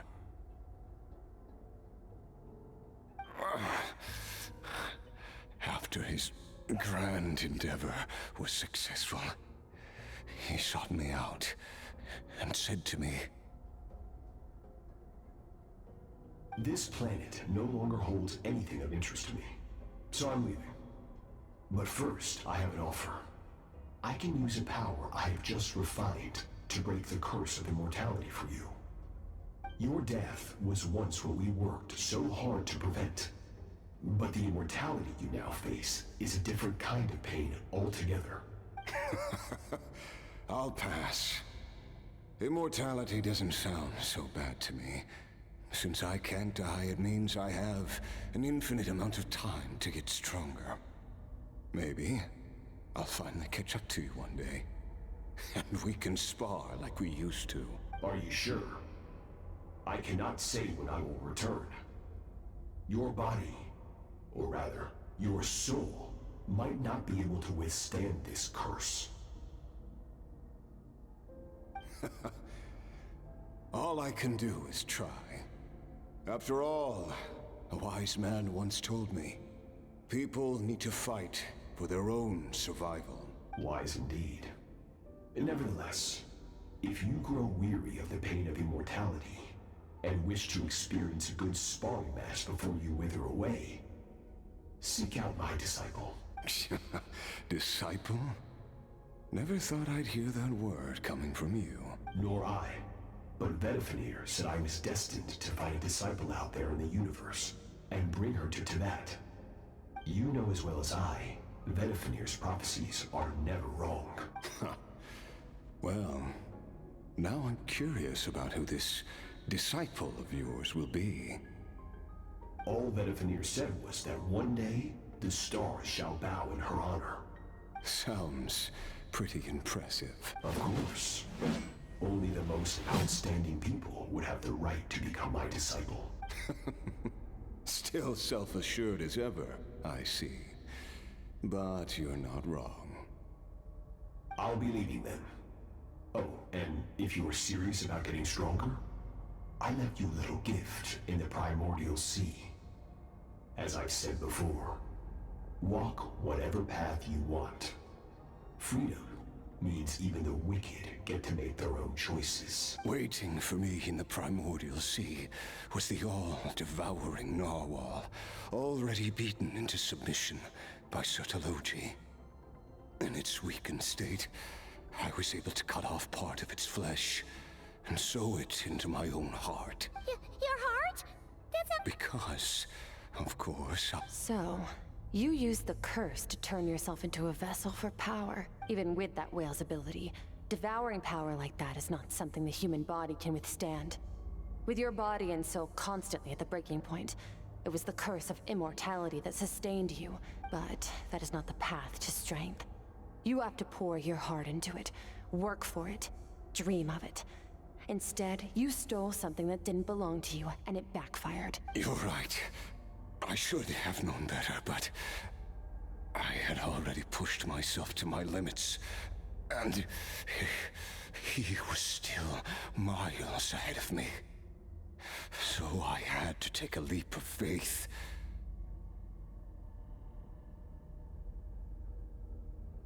I miss your master.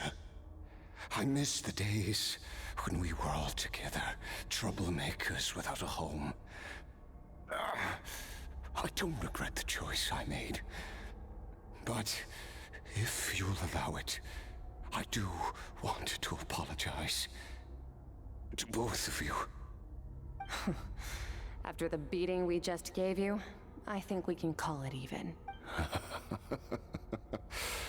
You're an interesting one as well. Sertologi's disciple. That's a lot to live up to. It can't have been an easy experience. I know what he's like. He rules with an iron fist, using despair and fear to force you to catch up to him. All the while, standing ever out of reach. We're like mountain climbers in the dark, never knowing how much higher we have to climb, or when we will see the sun again. True. But I made up my mind long ago. No matter how dark it gets, I will not give in to despair.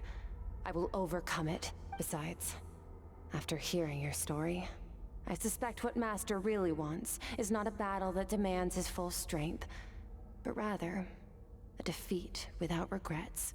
Oh? Since you're his friend, you must have some things in common. First time we came here, when you stabbed me through the fog and stole my power, I felt no emotion coming from that spike. But when you had to devote all your strength fighting me just now, I could feel joy and passion emanating from your blade. It was the joy of a researcher discovering the truth of the world. The joy of an artist uncovering a temple of wonders. Interesting. I'm certain I didn't express those emotions outright. Yet you were able to read them from my blade. Like a glimpse into my inner world. You're right. That battle brought me an unbridled sense of joy. And my defeat brings me no regret whatsoever. Exactly. I think Master also craves a battle like that. One where his opponent forces him to use all his strength, unlock the extent of his potential, and transcend his own limits. A battle to end all battles. After which, all can come to an end. Including, perhaps, his life. For that very reason, good and evil are meaningless to him.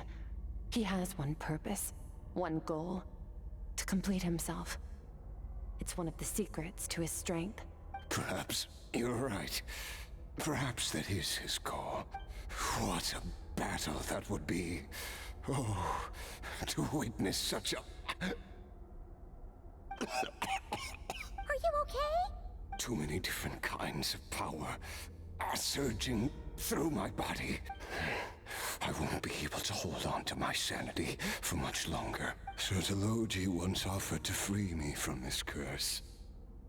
Now, I must ask that of you, Skirk.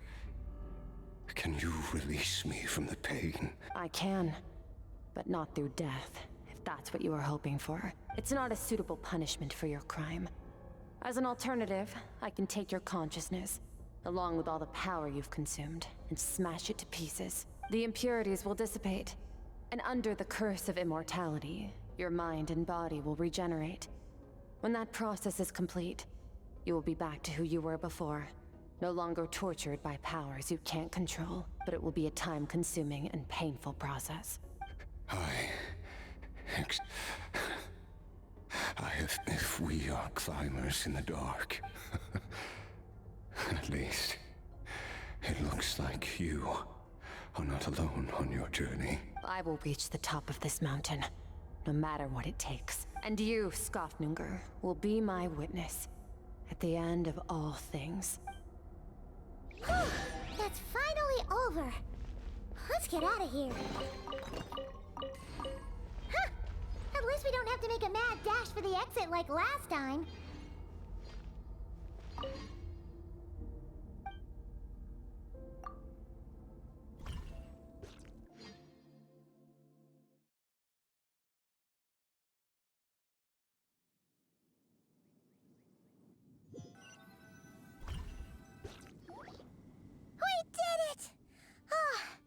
It's only been a few days, but it feels like forever.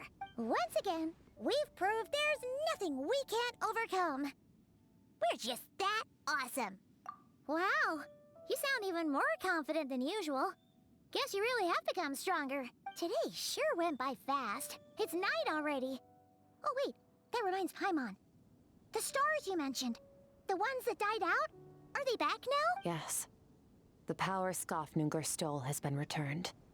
So, the stars have regained their light. Great! Huh, it's crazy that you even noticed their light was gone. There are so many stars in the sky. If a few disappeared, Paimon definitely wouldn't be able to tell. I suppose it's because I have gazed upon this sky for centuries. The false stars, hanging in the meticulously planned sky, glittering with rotten light. It's not real.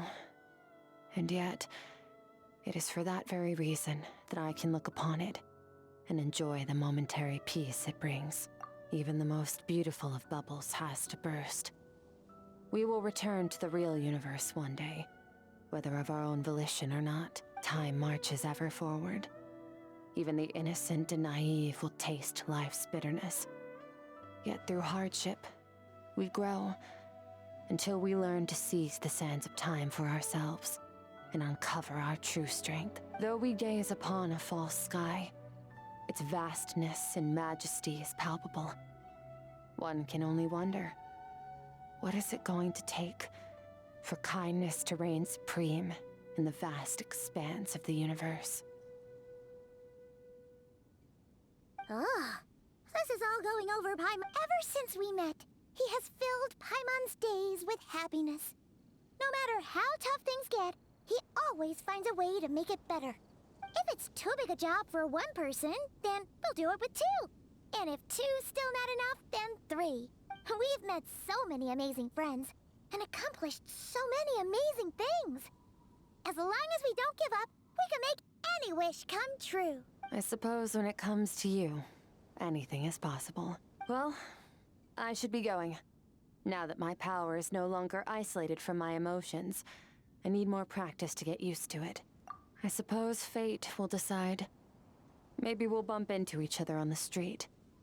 Or maybe we'll reunite on a different planet entirely.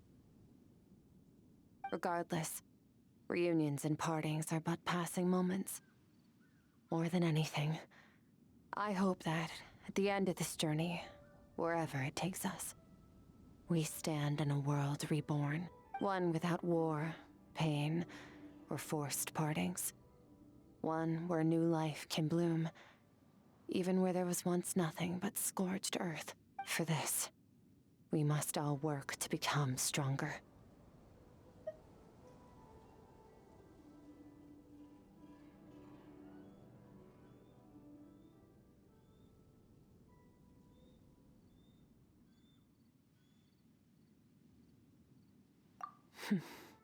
If that's what you want to call me, I won't object. Goodbye. Bye!